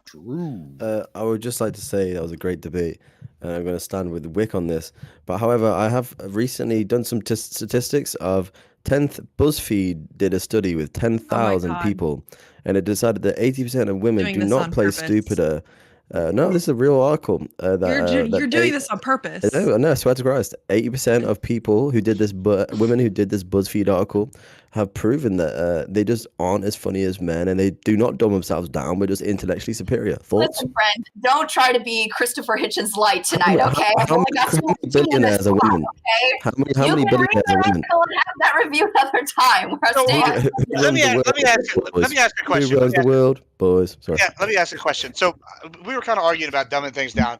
Let me give you an example, just for funsies, like because I don't really have a dog in this part of the fight, but wouldn't you agree that men do this as well? Like especially when it comes to like things like astrology and crystals. I'm not gonna lie to you. I'll give you an example. So much about tarot. Shit out of me. I'm not gonna lie. So I think I'm going to just rat out myself. I think astrology and crystals are maybe the most retarded thing I've ever seen in my life, right? However, thank God for Snapchat. It has a nice little thing where you can match with a woman, and it'll tell you all the astrology symbols and what all this means that are matching. And I'm not going to lie to y'all. I have gotten more dates and more follow-up dates just by going, look, the moon's in Mercury this week, and guess what? It's showing that our sextiles are in order, and we make a perfect match. Now, to me, that sounds stupid as fuck, but to them, they're like, oh my God, that's so wonderful. If women who believe in star signs are retarded, bro, which is like 85% of the nation. So how is that any different than what you're saying? I don't necessarily think it's retarded if you believe in it. I do. No, think, it is. However, it is. It's already down here trying to spit balls. Shut up for a second. Hold on, one second. Go ahead, Ginger. Yeah, go ahead. I do think if it's your personality that it's your star sign or whatever, and that it's the very first thing that you bring up about yourself. Like, tell me about yourself. Well, I'm a Virgo. Nobody fucking cares. All right. That's not going to explain who you are to 90% of the population. Ginger, just real quick. The point is that men, a large portion of us who are actually, successful with women, will pretend to care because we know you care about that. And that's okay. I know that. And that's okay. I'm okay with that kind of manipulation. The reason I'm saying this, women get in their own way. The reason I'm saying this is because Fairy Queen up there on her high horse in her ivory tower, right? So high and mighty above us on the panel, right? Really is trying to rant about how women have to do all these things to make men feel good about themselves when men are doing the exact same thing. But the difference is, if men point it out, and here's the asymmetry, here's where we get into the problem here, is if men point this out, they're, oh, you're being sexist and toxic. And women point it out, they're yas queened. They're like, you're so right, girl. You're so great. You're so correct. How did you get so smart? Is that because of all your degrees? This is why we need to speed run to equality. So everybody's catching the same beat. Hold on, Lethe, go ahead, Lethe. I'm just saying, this is why we need to speed run to equality. This is why women's rates of suicide and violence and everything is going up, because they're finally catching a taste of what dudes have been going through this entire time. No. Men are killing themselves at a more higher rate than women are at this moment. He didn't say, of course they are. Women at a higher rate. It's going up. Than usual. Okay. I'm saying it's going up since women are more in the workplace, are now more career oriented in a lot of cases, have graduated college. Now all of a sudden, all these issues that men have been dealing with are starting to be confronted by women as well. They bagged this up, is just bro. we're coming on equality. Women actually they attempt more. Men just complete more. Well, okay. Let me push back on that. Let me just push back on that. So there's also completion is the only statistic that matters. But I hate to be the meme lord. Men always finish, by the way. Women don't always finish. I've never finished ever. This is in all context. I'm a feminist, so. Let me just be the meme lord for a second. So I would argue a lot of times when people say the attempts versus the completion rate, a lot of times, and this is the meme, and I'm not saying this is accurate, so everybody in Twitch land, don't come for me, but a lot of people would argue that women attempting is just a call for help or a cry for attention, as opposed to men who are like, oh, this is a real issue, bang, bang, right? So, like, would you disagree with that, Mooncake, or do you want to stand on your sorry, ground? can you say that again? I'm sorry. So my basically, I'm saying that you said women attempt more, men complete more, right? And I'm saying basically the meme or the joke is, or whatever you want to call it, is that women are just doing this as a call for help or a cry for attention, versus men are like, oh, I really can't deal with this, bang, and I'm done. Do you disagree with that idea or no? Yeah, I probably would disagree. All I know is that men usually have more access to guns. That's why they usually complete more. So it's just about the access. Just real quick, $2 from Grace Thorpe to say Wick's beard looks like a skunk that had diarrhea. Thank you for those $2. Is that really Grace Thorpe? It is really Grace Thorpe. No, but I'm just curious what part of the conversation we're still on. So is it like, what? Like, why Fairy Queen is wrong. We're putting women in their place today. We're talking about why Fairy Queen is just incorrect. Can I say something on a real level? If we're gonna put her like metaphorically in her place, I'm pretty sure Fairy Queen could beat your ass physically, Wick. You know what? That's just that's a rumor. Okay, that's a lie. It's unsubstantiated. Okay, you got that destiny build. Data to prove that. But regardless, that doesn't matter because we are here on the field of wits and battle, and I promise you, I will win every single time. Just what I want to ask is do you feel just like every single woman is trying to shoot higher or trying to get that higher individual? Like, I guess that's where. Yeah, women don't generally want to date down. That's true.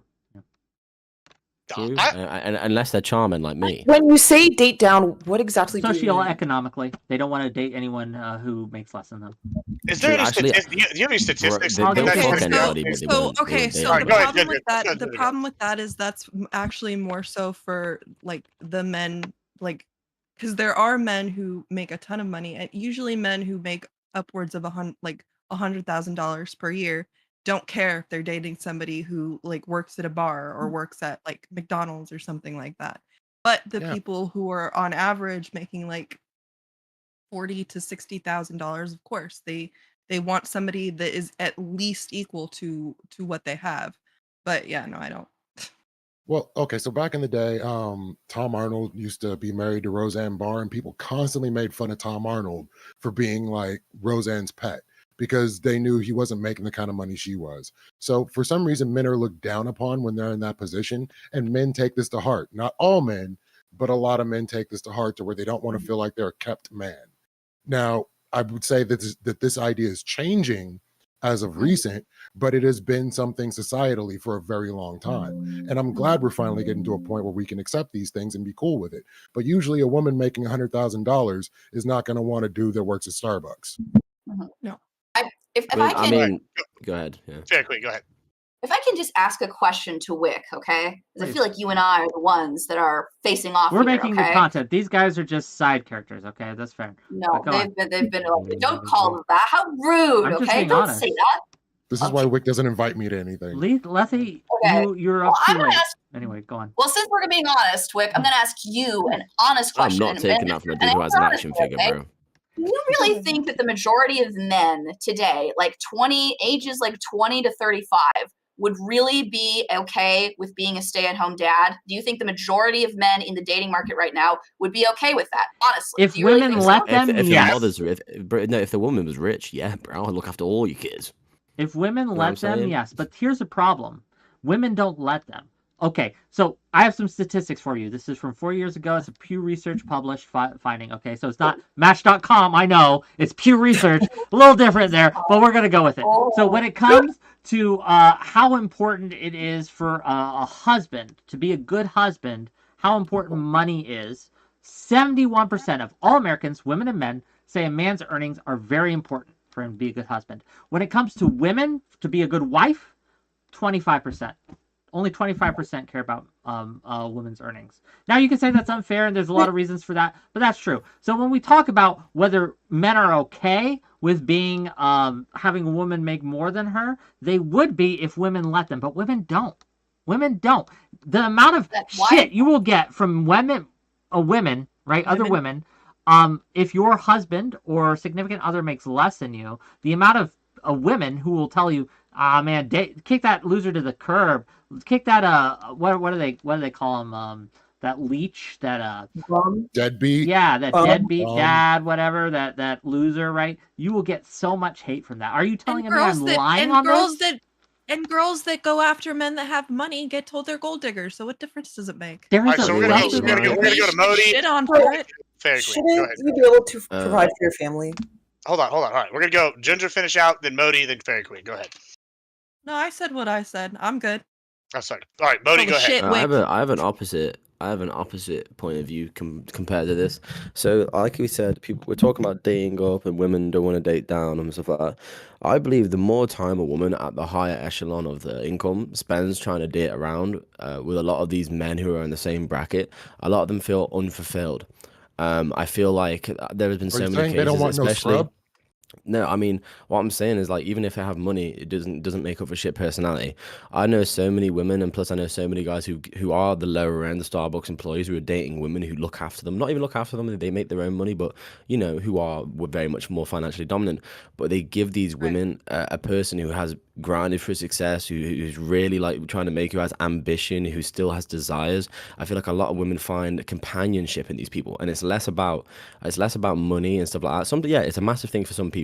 I think as long as your ambitions and your lifestyles match up, let's say we both want to travel. If the woman wants a person to travel with and share her life, that's awesome. But if, let's say, a man wants to travel and a woman wants to stay at home, it's like the lifestyle differences and the money making. I think it's the difference in lifestyle and ambition is what the money affects more so than anything. So I want to jump in before we go to Fairy Queen real quick. I actually want to give an anecdotal example that supports what Modi's saying. I'll give you one right here. This is going to sound bad on me, but for example, I make 3 times to 4 times what my ex-wife's current husband makes, right? So a lot of that I feel like is true with the ambition differences, the desire of what we wanted in life. I had like these lofty goals. I want to do X, Y, Z, and she was like, I don't want to do any of that, right? So like, I feel like there is some truth to kind of what Modi's saying, at least from an anecdotal example, right? Where it's not like, hey, I can't even relate to what this person wants on an ambition level or whatever level, because, you know, you might not be meshing as a person, or I might just be a dry personality. But, you know, that's just an anecdotal example. I don't have any stats to support that.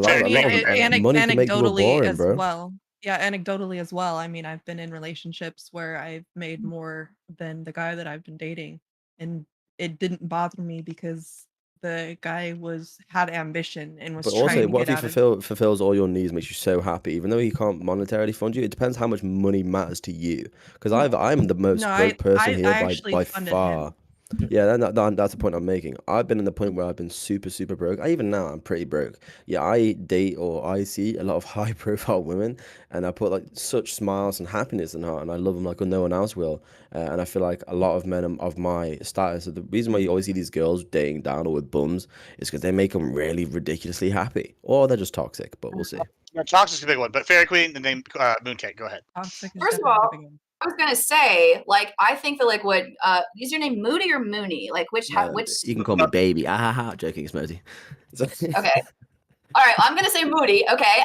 So I think that what Moody and what Gibbs are saying is true. Like before I address what you said, Whick, because it was wrong, and I'm going to tell you why you're wrong in just a minute. Okay. But I think it's true. Typically speaking, like when we're dating, we want somebody that has the same ambition level, right? And so sometimes it can be the case, I think, that you might be making more money than your boyfriend, but your boyfriend might be an amazing poet. He might be great at the guitar. He might be an artist, right? That it's often like there are cases of women who make more money, they're more maybe professionally like successful, right? But they know that their boyfriend, that their partner, right, is really, really talented and really, really ambitious in this other way, even if it's not something that's necessarily as financially successful, right? That's why you wind up dating the rock star, right? That's why it's not just because it's not just about the money that the person has. It's also in part because of the social gratification that he receives, right, because of his position, right? There are plenty of women who will choose to date somebody that makes like about the same or not as much money, but because they have a position in society that other people appreciate, right? So it's the difference between, like to give you an example, right? Like if you are like a traditional like Christian conservative woman, right? And you have a choice between dating, the town pastor as opposed to, maybe a businessman who owns like 8,000 strip clubs, right? You're probably, you miss out, right? When you date the strip club manager, as opposed to dating the pastor, right? Because the pastor is going to be the person you're going to be able to bring home to your family, right? That's going to be the person you probably are going to be more easy to have. So I do think that's true. The ones more likely to touch kids. That too, but also, but the thing is, like the point is, right? It's not just about the money, right? It's also sometimes for some people about like what it represents, right? It's about like the social position that you have in society, which is not always correlated with the money that you have. But now to you, Whick, why you are wrong. I went to your favorite site, which apparently is pewresearch.com. Let me ask you a question, okay? When it comes to perception of domestic labor in the home, okay? How different do you think those perceptions are? Just ballpark for me. Domestic labor? Can I ask what that has to do with my assertion? I'm going to tell you why, but I want you to answer the question first. No, so the perception is that women do more manual labor in the home. Yes, absolutely. Mm-hmm. Okay. Do you think that has any impact on the whether or not women want to marry men to be stay-at-home dads? Do you think that has anything to do with it?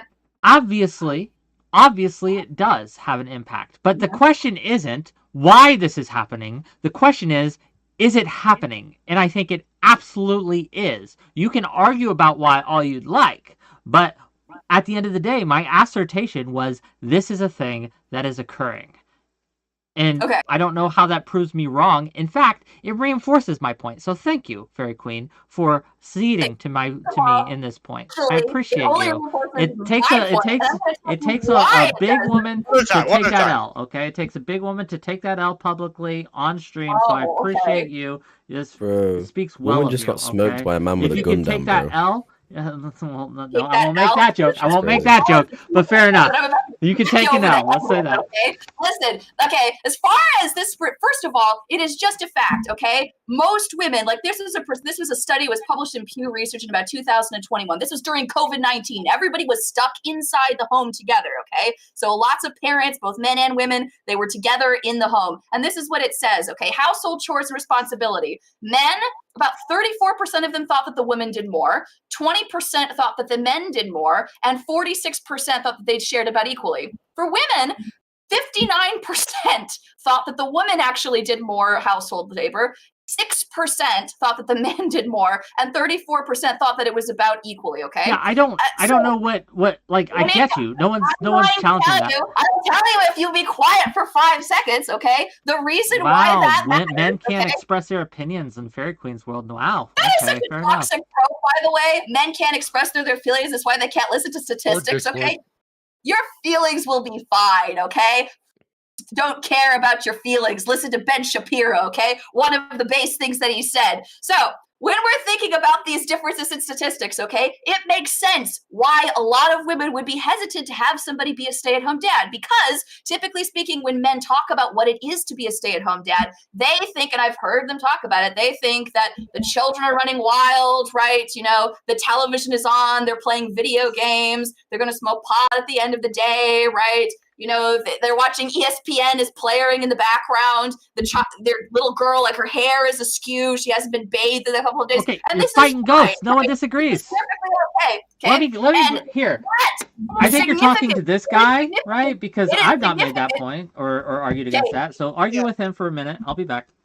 So Okay, hold on. okay. It is significant that despite the fact that so many men think that it's so easy, that this job is so easy, that so many men don't want to do it. They flat out don't want to do it. They would feel bored. They feel tired and exhausted at the idea of being at home with the kids. You're extrapolating data that's not there. They're not saying we don't want to do it. Okay, so let's see. Let's actually find out. So you think that if Does I were this to have pull up anything a to do study with right now- relationships? No. Yeah, let me just. I'm getting let's- bored of this shit. Let's redirect Okay. this here. Let's so Mooncake, did you have something you wanted to say? I know you had your hand up. Total Whick victory, by the way, but carry on. Or I- Megatron, it was- either way. it was Okay, honestly so just all a right, question. I'm gonna redirect this a little bit. All right, Okay. unless you get something. So we've been talking about the traditional gender roles of household versus modern ideas on sexuality and whatnot. So let's argue this. I'm gonna kind of come at Mooncake here a little bit. I know that she was complaining on a different panel, or maybe it was to me. I don't know. Everything all blurs together. I know you mentioned that it's crazy for you, right, for people to understand that you're lean left, and then yet you still want traditional values at home, right? So that's a very kind of rare concept. So here's my question, right? Are traditional values like a goal we should have within relationships, or should we keep going with the sexualization and the modern acceptance of all these things? And if so, aren't these two things kind of like antagonistic towards each other, and aren't they going to cause problems within relationships? What now? So so I don't know. How This, important are traditional roles in a relationship and keeping that relationship going? yeah, because that seems to be kind of where we're like beating around the bush here instead of hitting it on the head. What did y'all say? Speaking about bush, clean bush, or it's not going to work. I think you should just choose whatever works for you. But like I said, I'm left leaning. But I would prefer to be a stay-at-home mom, like once they do have kids. And some people find that to be like a disconnect. But it's just about what works for you. But socially, I'm still lean left. Right. So I guess my question is, are we able to like reconcile the idea that people want traditional households with this idea of like the general acceptance of all these different styles of relationships? And is that going to be a problem going what's forward? traditional anymore, bro? The world's changing. Right. That's kind of my point here that I'm asking. I mean, I think my traditional is, living at home with 4 women, each raising a baby of mine, creating an army and taking over the world. That's traditional to me. Okay. See, the ability for men to have stay-at-home wives is drastically Multiple dropped. wives. Sorry, Can go you ahead, afford multiple? That's in itself. They're going to wild. afford me, you know what I'm saying? Because I'm a mooch. I'm going to 4 rich babies.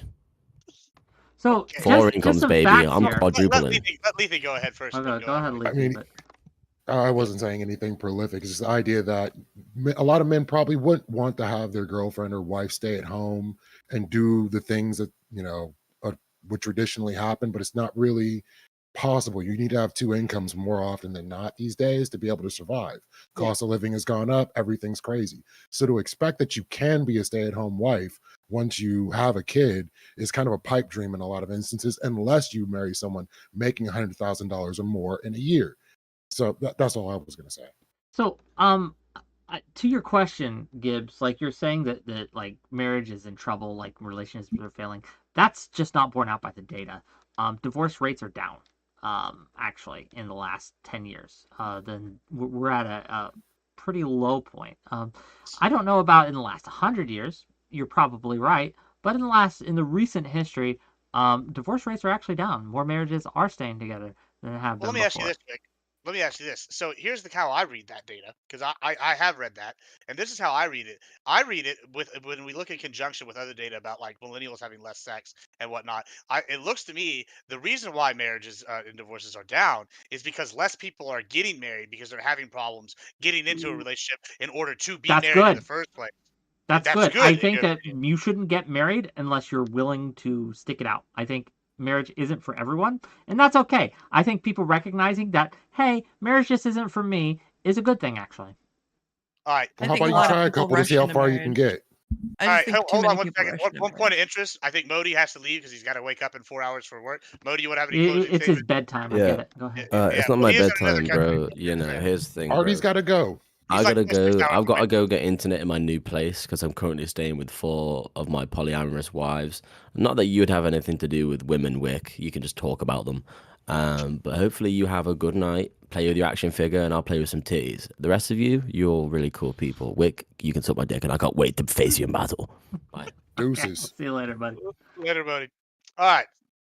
Why Back- is so, yeah, everyone so asking back- me to suck their dick though? Like, can we talk Hey, about that maybe for a it's minute? just You gonna start that OnlyFans soon? Maybe start that OnlyFans, bro. Maybe you Look, should, if you guys give me enough money, maybe. But damn, That's how you get the I'm money. just You gotta saying that start if it. my you chat, build it, I've told they my will chat come this, and I'll in tell more ways Twitch than chat one. too. If you guys give me $50, I'll take my shirt off. I'm just letting you know, right? So Guys, so why don't you give him $50 to take his shirt off? go ahead, So, yeah. $50. Let's go.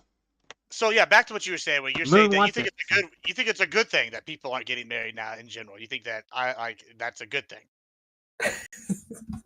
Is that correct, Wick? No, I think that the fact that people who aren't ready to get married or who aren't ready to commit to marriage aren't getting married is absolutely a good thing. Yes, and I think that we can showcase this by showing divorce, because divorce hurts people for the most part. Like, there's exceptions. There's good reasons for divorce, absolutely, but especially with kids involved, divorce is suboptimal. I want marriages that do happen to stay together, and the fact that we have more marriages staying together today than we had 10 years ago is generally a push I was positive thing. ecstatic when my parents got divorced. It was the greatest moment of my life. So let me push back on this a little bit, Wick. Just for funsies here. The little play devil's advocate. I come from. Okay, $50, gang. Fargo lefty.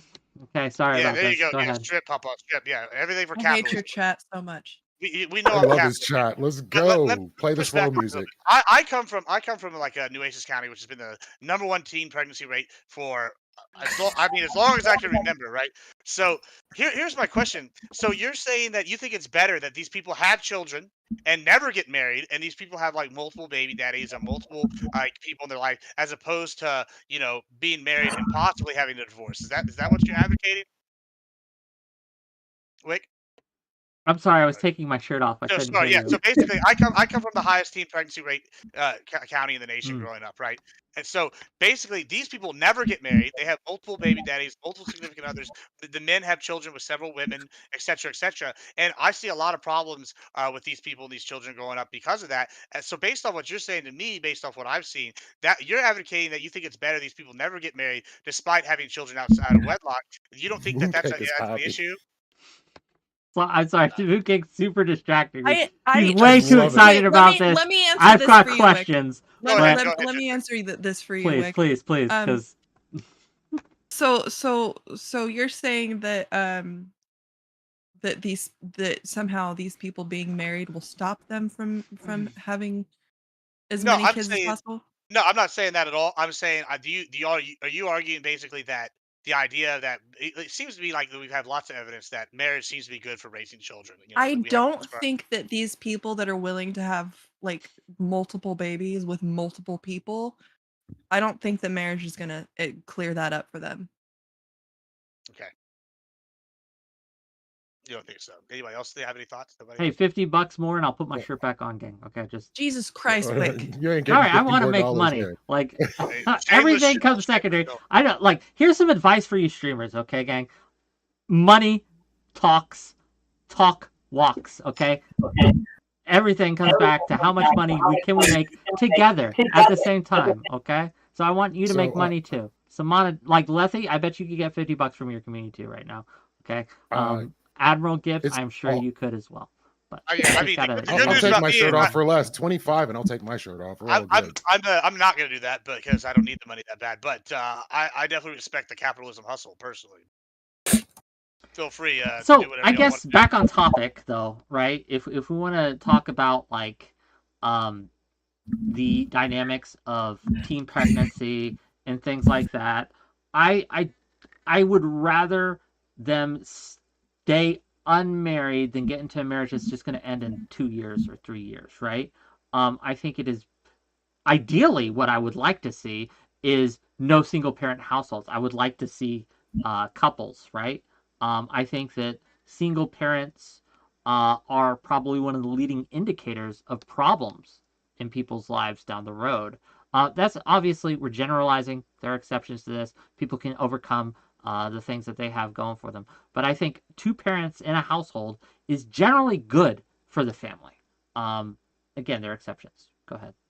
I was gonna say, I think we're moving towards a new normal. Like, I feel like at some point we're gonna see like 3-parent households, like moving forward. And I think that could become like, I don't know, like as society progresses.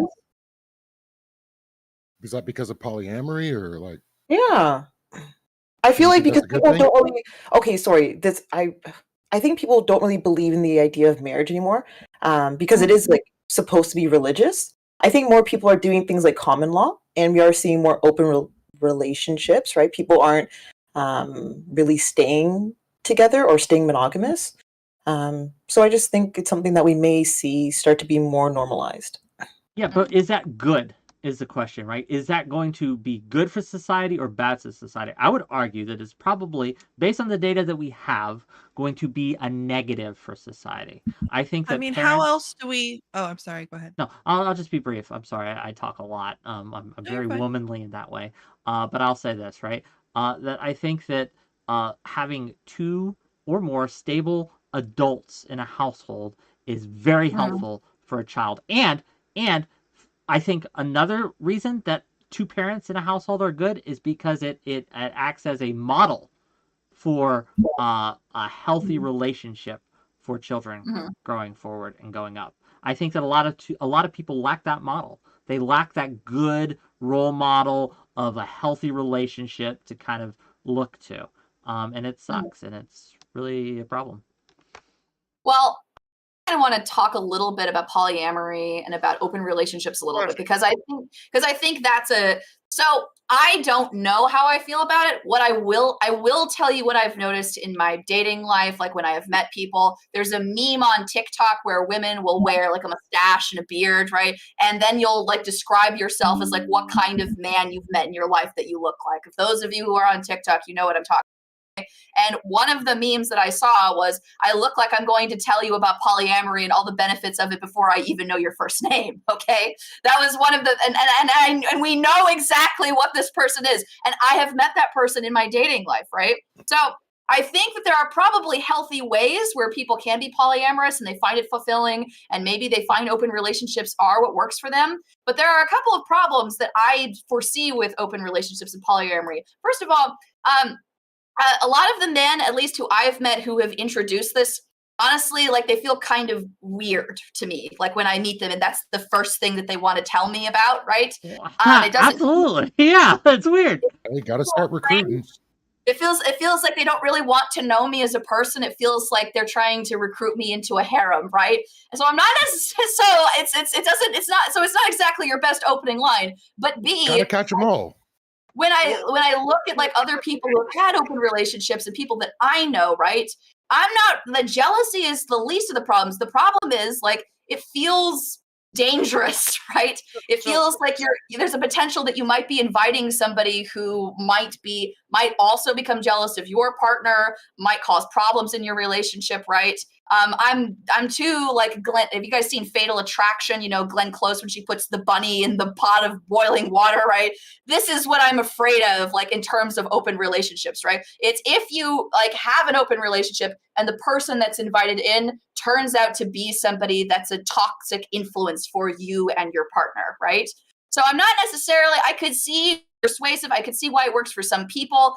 It seems very risky. And it also seems, as I think, 𝕬𝖎, you mentioned this earlier, maybe Moody did, right? That a lot of men seem to have the perception that they're going to have like a ton of women, right, to have sex with, right? But then are extremely picky about you dating other men, right? They do not want this to be a two-way street. I did agree with that, but I didn't say it. I feel like men need to learn that the hard way, because this is what they're asking for. I think like then let them have it, but open relationship on both sides. Because if you don't listen, you're going to feel, right? And I think once they realize, oh, she has more access to men, maybe they'll start to understand how it's really going to work.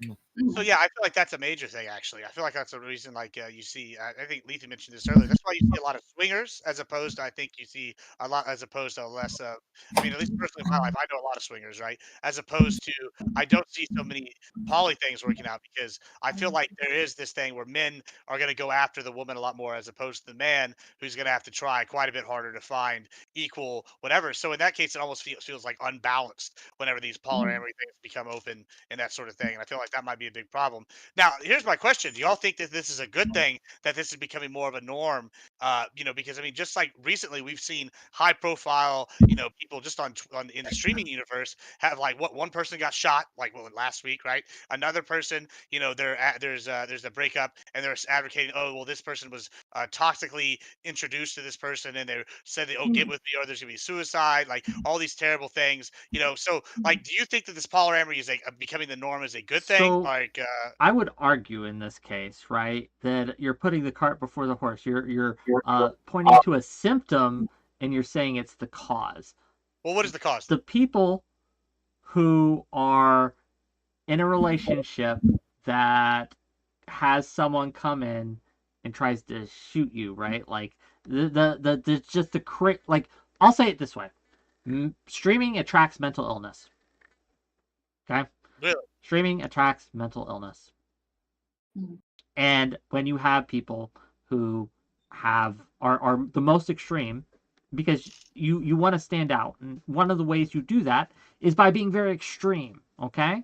And by being very extreme leads to extreme lifestyles, and this kind of extreme lifestyle can be dangerous and harmful.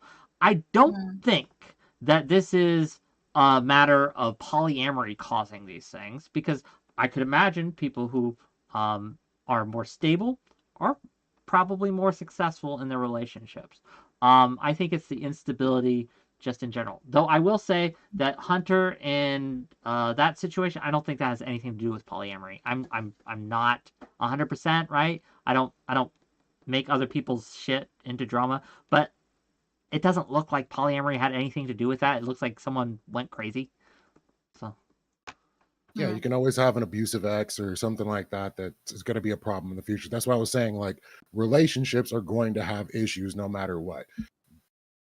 Marriages are going to end, relationships are going to end, which is why I also don't really agree with getting married, because at this point, getting married, there's more in the world. Like, we're all changing, we're growing as people, and if you happen to grow apart with all the information there is in the world at your fingertips, it's more likely that you're going to get divorced because you're not going to be able to relate to your significant other.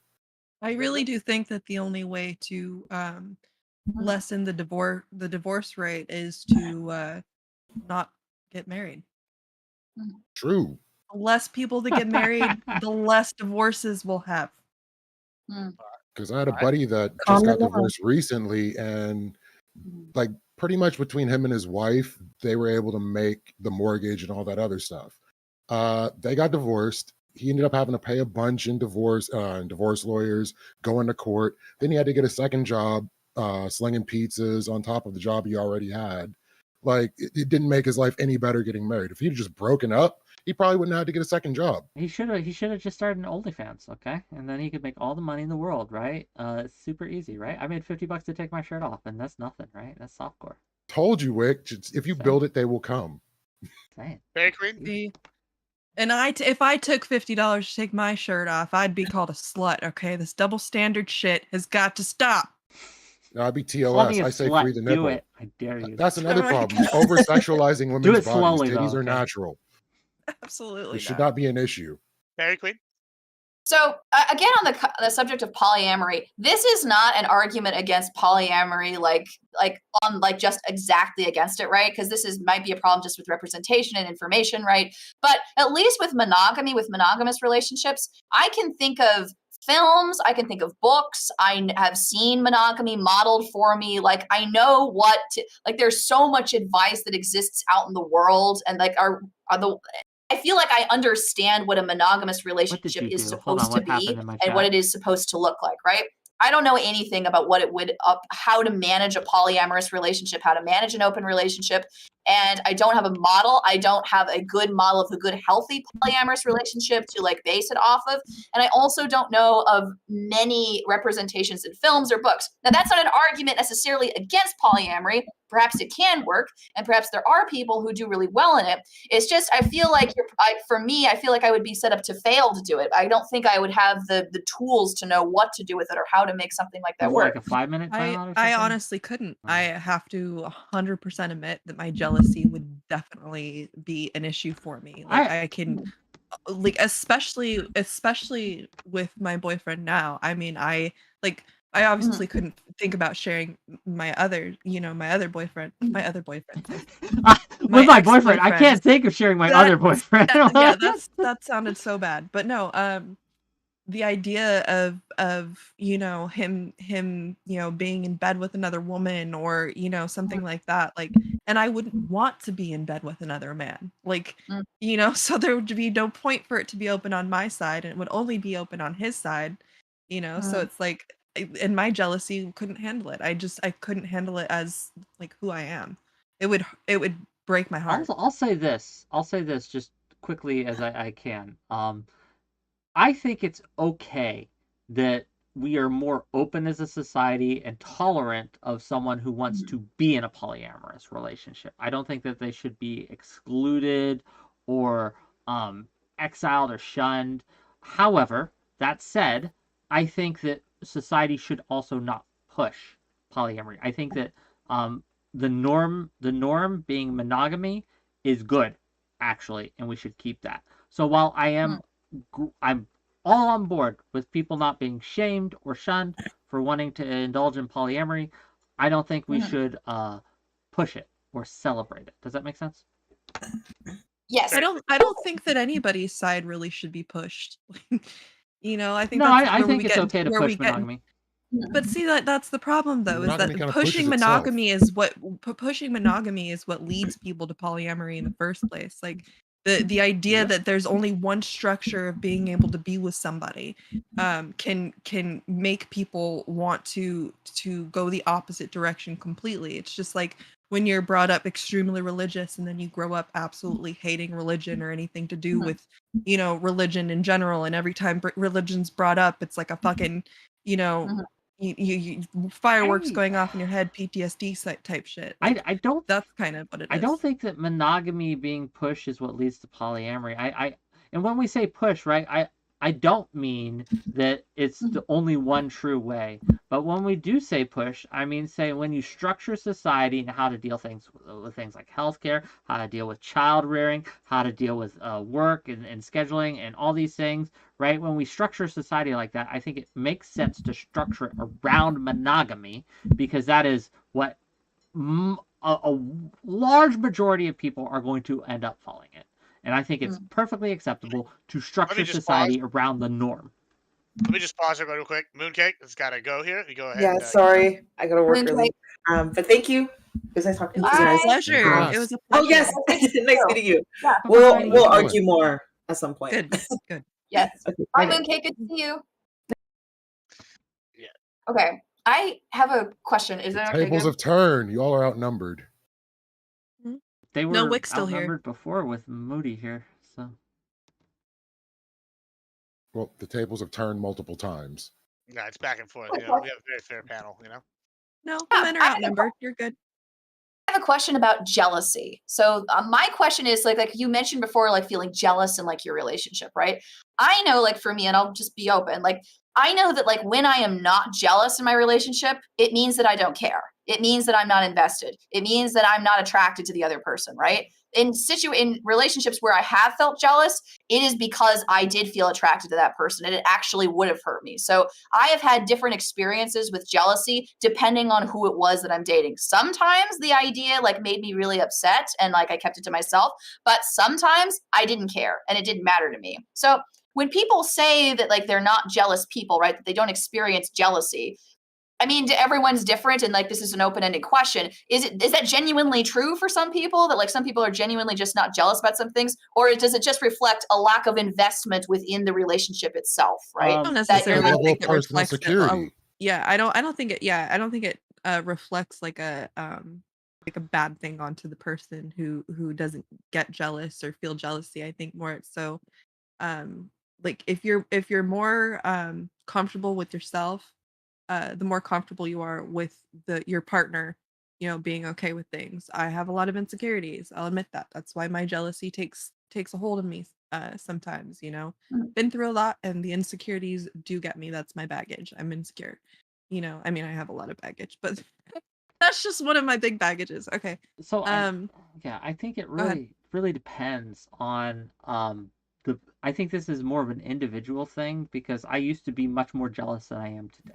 of things and of people and things like that. It's something I've grown into and out of, and everything in between, right?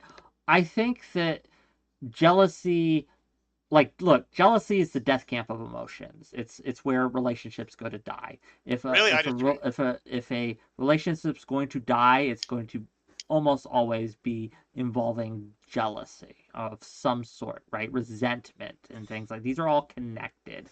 That said, I think jealousy can manifest in very healthy ways. As Fairy Queen was saying, it shows interest, right? You have interest in a thing or a person, right? And you want them for yourself. And when the concern, the anxiety, the worry of them wanting things other than you, more than you, is a very healthy, normal human emotion to have. Now, what happens though is how people act on that feeling can be what's the buzzword? Toxic. Yeah, cancerous. And I think that a lot of people, we are in a society where if we feel a thing, it justifies us acting in a certain way, right? We have decided to place emotion and feeling above all else. But you know what? Women, especially, need to just be told that their emotions don't matter.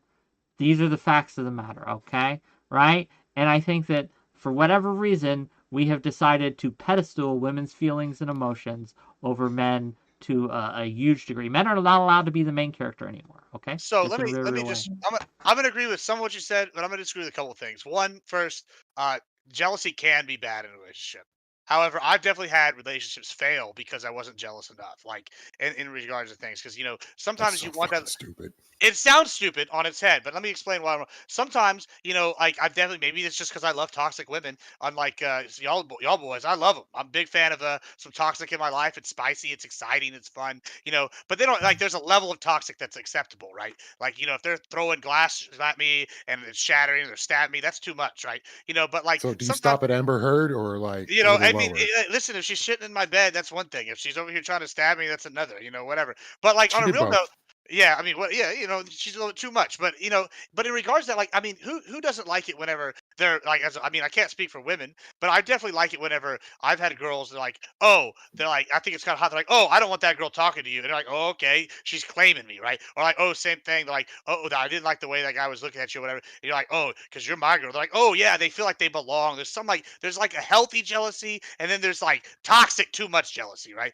Now, as far as what Wick's saying that is true is I've definitely had girls within relationships that I know, and maybe this is the Latina thing that I deal with because I deal with a lot of Latinas, and they'll be like, "Oh, I felt so strongly about it that I was justified in my actions by what I did afterwards." Right? And then they're like, "Oh, my man can't be mad at me because I did this because I felt so strongly that it must be right." And even that could be whether they're like, "Oh, they cheat," or if they're like, "Oh, you acted a certain way and I felt That's so so strongly insane. about it." Yeah, it sounds insane, and that's where I agree with Wick on this. We're like, oh, okay, listen, your feelings don't matter, but I feel like there is a difference between healthy jealousy and like toxic jealousy, and that's a whole different conversation than like, oh, my feelings were justified, so I acted on that, and like that's a whole different, I think, Just issue. an Well, FYI, I do have to go at 10. So cool. So like It's fine. there's levels of insecurity. There's jealousy and then there's insecurity. If you're an insecure person, it doesn't really take anything to set that off. If it's jealousy, you're more than likely feeling like you might be being betrayed or you're just not getting the best out of your relationship. And when you're feeling like you could possibly be being betrayed, that's going to weigh on you a different kind of way. So the insecure portion is more toxic, I would say, than just pure jealousy or anything on that order. But just knowing that you're secure in your relationship should be enough to keep away that negativity. Well, no, because like I said, I feel my insecurity outweighs a lot of things sometimes, but like I that doesn't fall into like toxicity for me. Like I've never I've never lashed out at somebody for breaking my heart. It's more been like something like Mhm. I will just disappear. Like I'll just leave. Cuz I cuz Would you it to not me say there's that's not, no, is no, no. that not a terrible thing? That is very toxic, but it's just like a completely different toxicity. Like, as opposed, because it's like, yeah, I should definitely give somebody the option to explain themselves. Mhm. And I've gotten better at that, but like my toxicity was Mhm. it was like instead of Mhm. being like, oh, you know, I'm gonna do this, I'm gonna do that because I'm Mhm. so angry. It's more so I'm so angry and I'm so shut off from this that Mhm. there's not even anything that you could say that could make it okay for me to be with you anymore. Mhm. And you I'll didn't really join. give them the option. Yeah, no, Well, yeah. I'll join Ginger. Like, I know for me, like, one impact of like feeling jealous for me is becoming obsessed about, okay, how can I improve myself to be better, right? How can I make myself better? So I would obsessively work out. I would excessively like counted calories, right? I would try to dress better, right? I would try to like analyze every single aspect of my personality to see what could be improved, right? Like, I would ask people like, what's wrong with me? Like, how can I get things better, right? Like, so is it possible maybe that like if that is the impact of you feeling jealous, like isn't that, I hate to say, maybe that could be a good thing, right? Because it's pushing you to try to make yourself better as a Yeah, partner, to try to keep the other person it around. can. Well, It, you it can, but that's not necessarily healthy. You should want to be the best you can be for you, not because of somebody else. It can be also for somebody else, but it should be for you first. So if you're getting healthy, it should be for you. If you're doing it because you're insecure and thinking you're not enough, that's not necessarily the most healthy way to go about it. I You know, See, sometimes no, hold on. those overlap. Here's Wick. Hold on. Let's pause for a moment. I think it's entirely okay for you to strive to be better for other people. I think to fulfill obligations, to fulfill responsibilities, to just be a better person for another person isn't necessarily unhealthy or toxic. In fact, sometimes it's very, as Forey Queen said, it can be very motivational. I think that we have decided as a culture that we are enough and we shouldn't have to try for anyone. No, fuck that.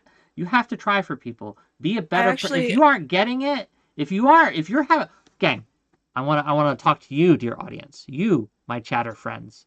If you are having troubles in relationships, get better. Do better, okay? Be a better person, work out more, right? Be happier, be healthier, be a better communicator.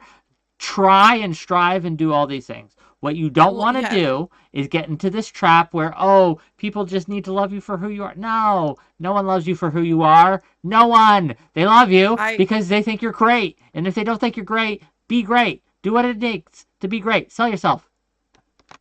Okay, I don't agree with that, but there are aspects of that in which I do agree with.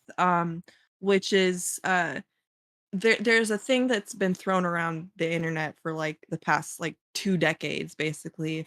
If you don't want me at my worst, you don't deserve me at my best. And I think that's absolute fucking bullshit. That's Because garbage. nobody wants anybody at their worst. Mhm. All right? And you shouldn't feel like you deserve to be wanted when you're acting your worst. Like We should keep raising the floor. Yes, so that exactly. your worst is So like if progressively you better and your better is closer to your worst. It's really bad to live your life or live your relationship life trying to be that way and being like, oh well, you know, if you don't want me when I'm a screaming bitchy fucking Mhm. cunt of a woman, excuse my language, you don't deserve me when I'm at my highest class. Like, no, go fuck yourself. All right, let's pause before we go to Fairy Queen. I know Wick has got to leave. Here's what we're gonna do: point of order. I'm gonna let Wick give an outro, and then we can continue this. And I have a few people that want to get in. I don't know what y'all's time schedule's like, but if y'all want to stay, I think I'm gonna let a couple people in. But Wick, go ahead and give your outro, and then. Oh yeah, thank you for inviting me. First of all, I don't know why people don't invite me to these things. I think I'm a good guest, but I appreciate the invite. I thank you for He says with reaching no out. shirt. Indeed. Well, you know what? That's okay. I'm drawing the viewership. Okay, this is what they tune in to see. I'm making you money. I'm making you viewers. I'm getting you clout. Okay. That said, I got a couple cool things coming up this week that I think you'll all be interested in, right? So tomorrow at 6 p.m. Eastern on my channel, which you can find me at twitch.tv/WhickTV or kick.com/WhickTV or youtube.com/@Whick-TV. All of these places you can find me, okay? Tomorrow we're going to be having, Fairy Queen's going to be coming on my show. We're going to have Lav. We're going to have Brittany Simon. We're going to have Natsa Erudite, and we're going to have Rora Pickles as well. And we're going to be This talking is like about... his 4th all-woman panel, by the This way, wasn't that he in... hasn't I didn't do this invited on me one on to. purpose. This one isn't on purpose. All right. Okay. By the way, okay. Ginger, Okay, he I doesn't invite me to the mint panels either, so it's all right. Okay. We're going to talk about exploitation. Then on Thursday at 6 p.m., something entirely different. We're going to be talking about, is Trump a threat to democracy? We're going to have IRI. We're going to have 𝕻𝖎. We're going to have Drone Tech, first-time guest on my show. And we're going to have Average Debate Drawer. Check it out. Tune in. Thanks for putting up with me. I love every single one of you. Sorry if I got heated, but, we gotta fight. See, Whick loves black people. Have a good night, Whick. I'll see you guys later. Bye. Peace out, Whick. God, okay, finally, we escaped. Where is the actual panel? I think it's on Admiral Gibbs, twitch.tv/Admiral Gibbs. Hold on. Give me a second. Let me get you so where you can see me again. Hold on one moment. And I will send you a link. Okay? Give me 1 second. I will send you a link, and then we will raid out in Twitch, actually. To Admiral Gibbs. I think that I want to make sure that's how we're doing it. Okay, I want to make sure I'm getting the spelling right, and then I'll put the link into the YouTube chat. So, gang, we're raiding out right now. Don't forget, tomorrow 6 p.m. Eastern. Okay, we're gonna raid out on Twitch. I'm gonna put the link into my YouTube chat. Rora Pickle, not Aurora Pickle. Rora Pickles. That's her name. 𝕾𝖍𝖎𝖙 most beautiful. Thank you, Ben Thorpe. You did go. Thank you, Piggybot. Well, that's right, gang. Exactly. Viking Raiders. Okay, so let me get you there. Okay, we raided out, and let me post. Let me post you his website. So there you go. There's a link. It should work if you click on it. I think it does. Boom. Okay, make sure you give him a follow, and thank him for his time. But for now, we are going to I bid thee adieu. And yeah, gang, if you like my content, like button, subscribe button, all that, super chats, bits, subs, etc., donos. Tune in tomorrow. If you want to be a part of my show, hit me up on Discord or Twitter. But for now, bye.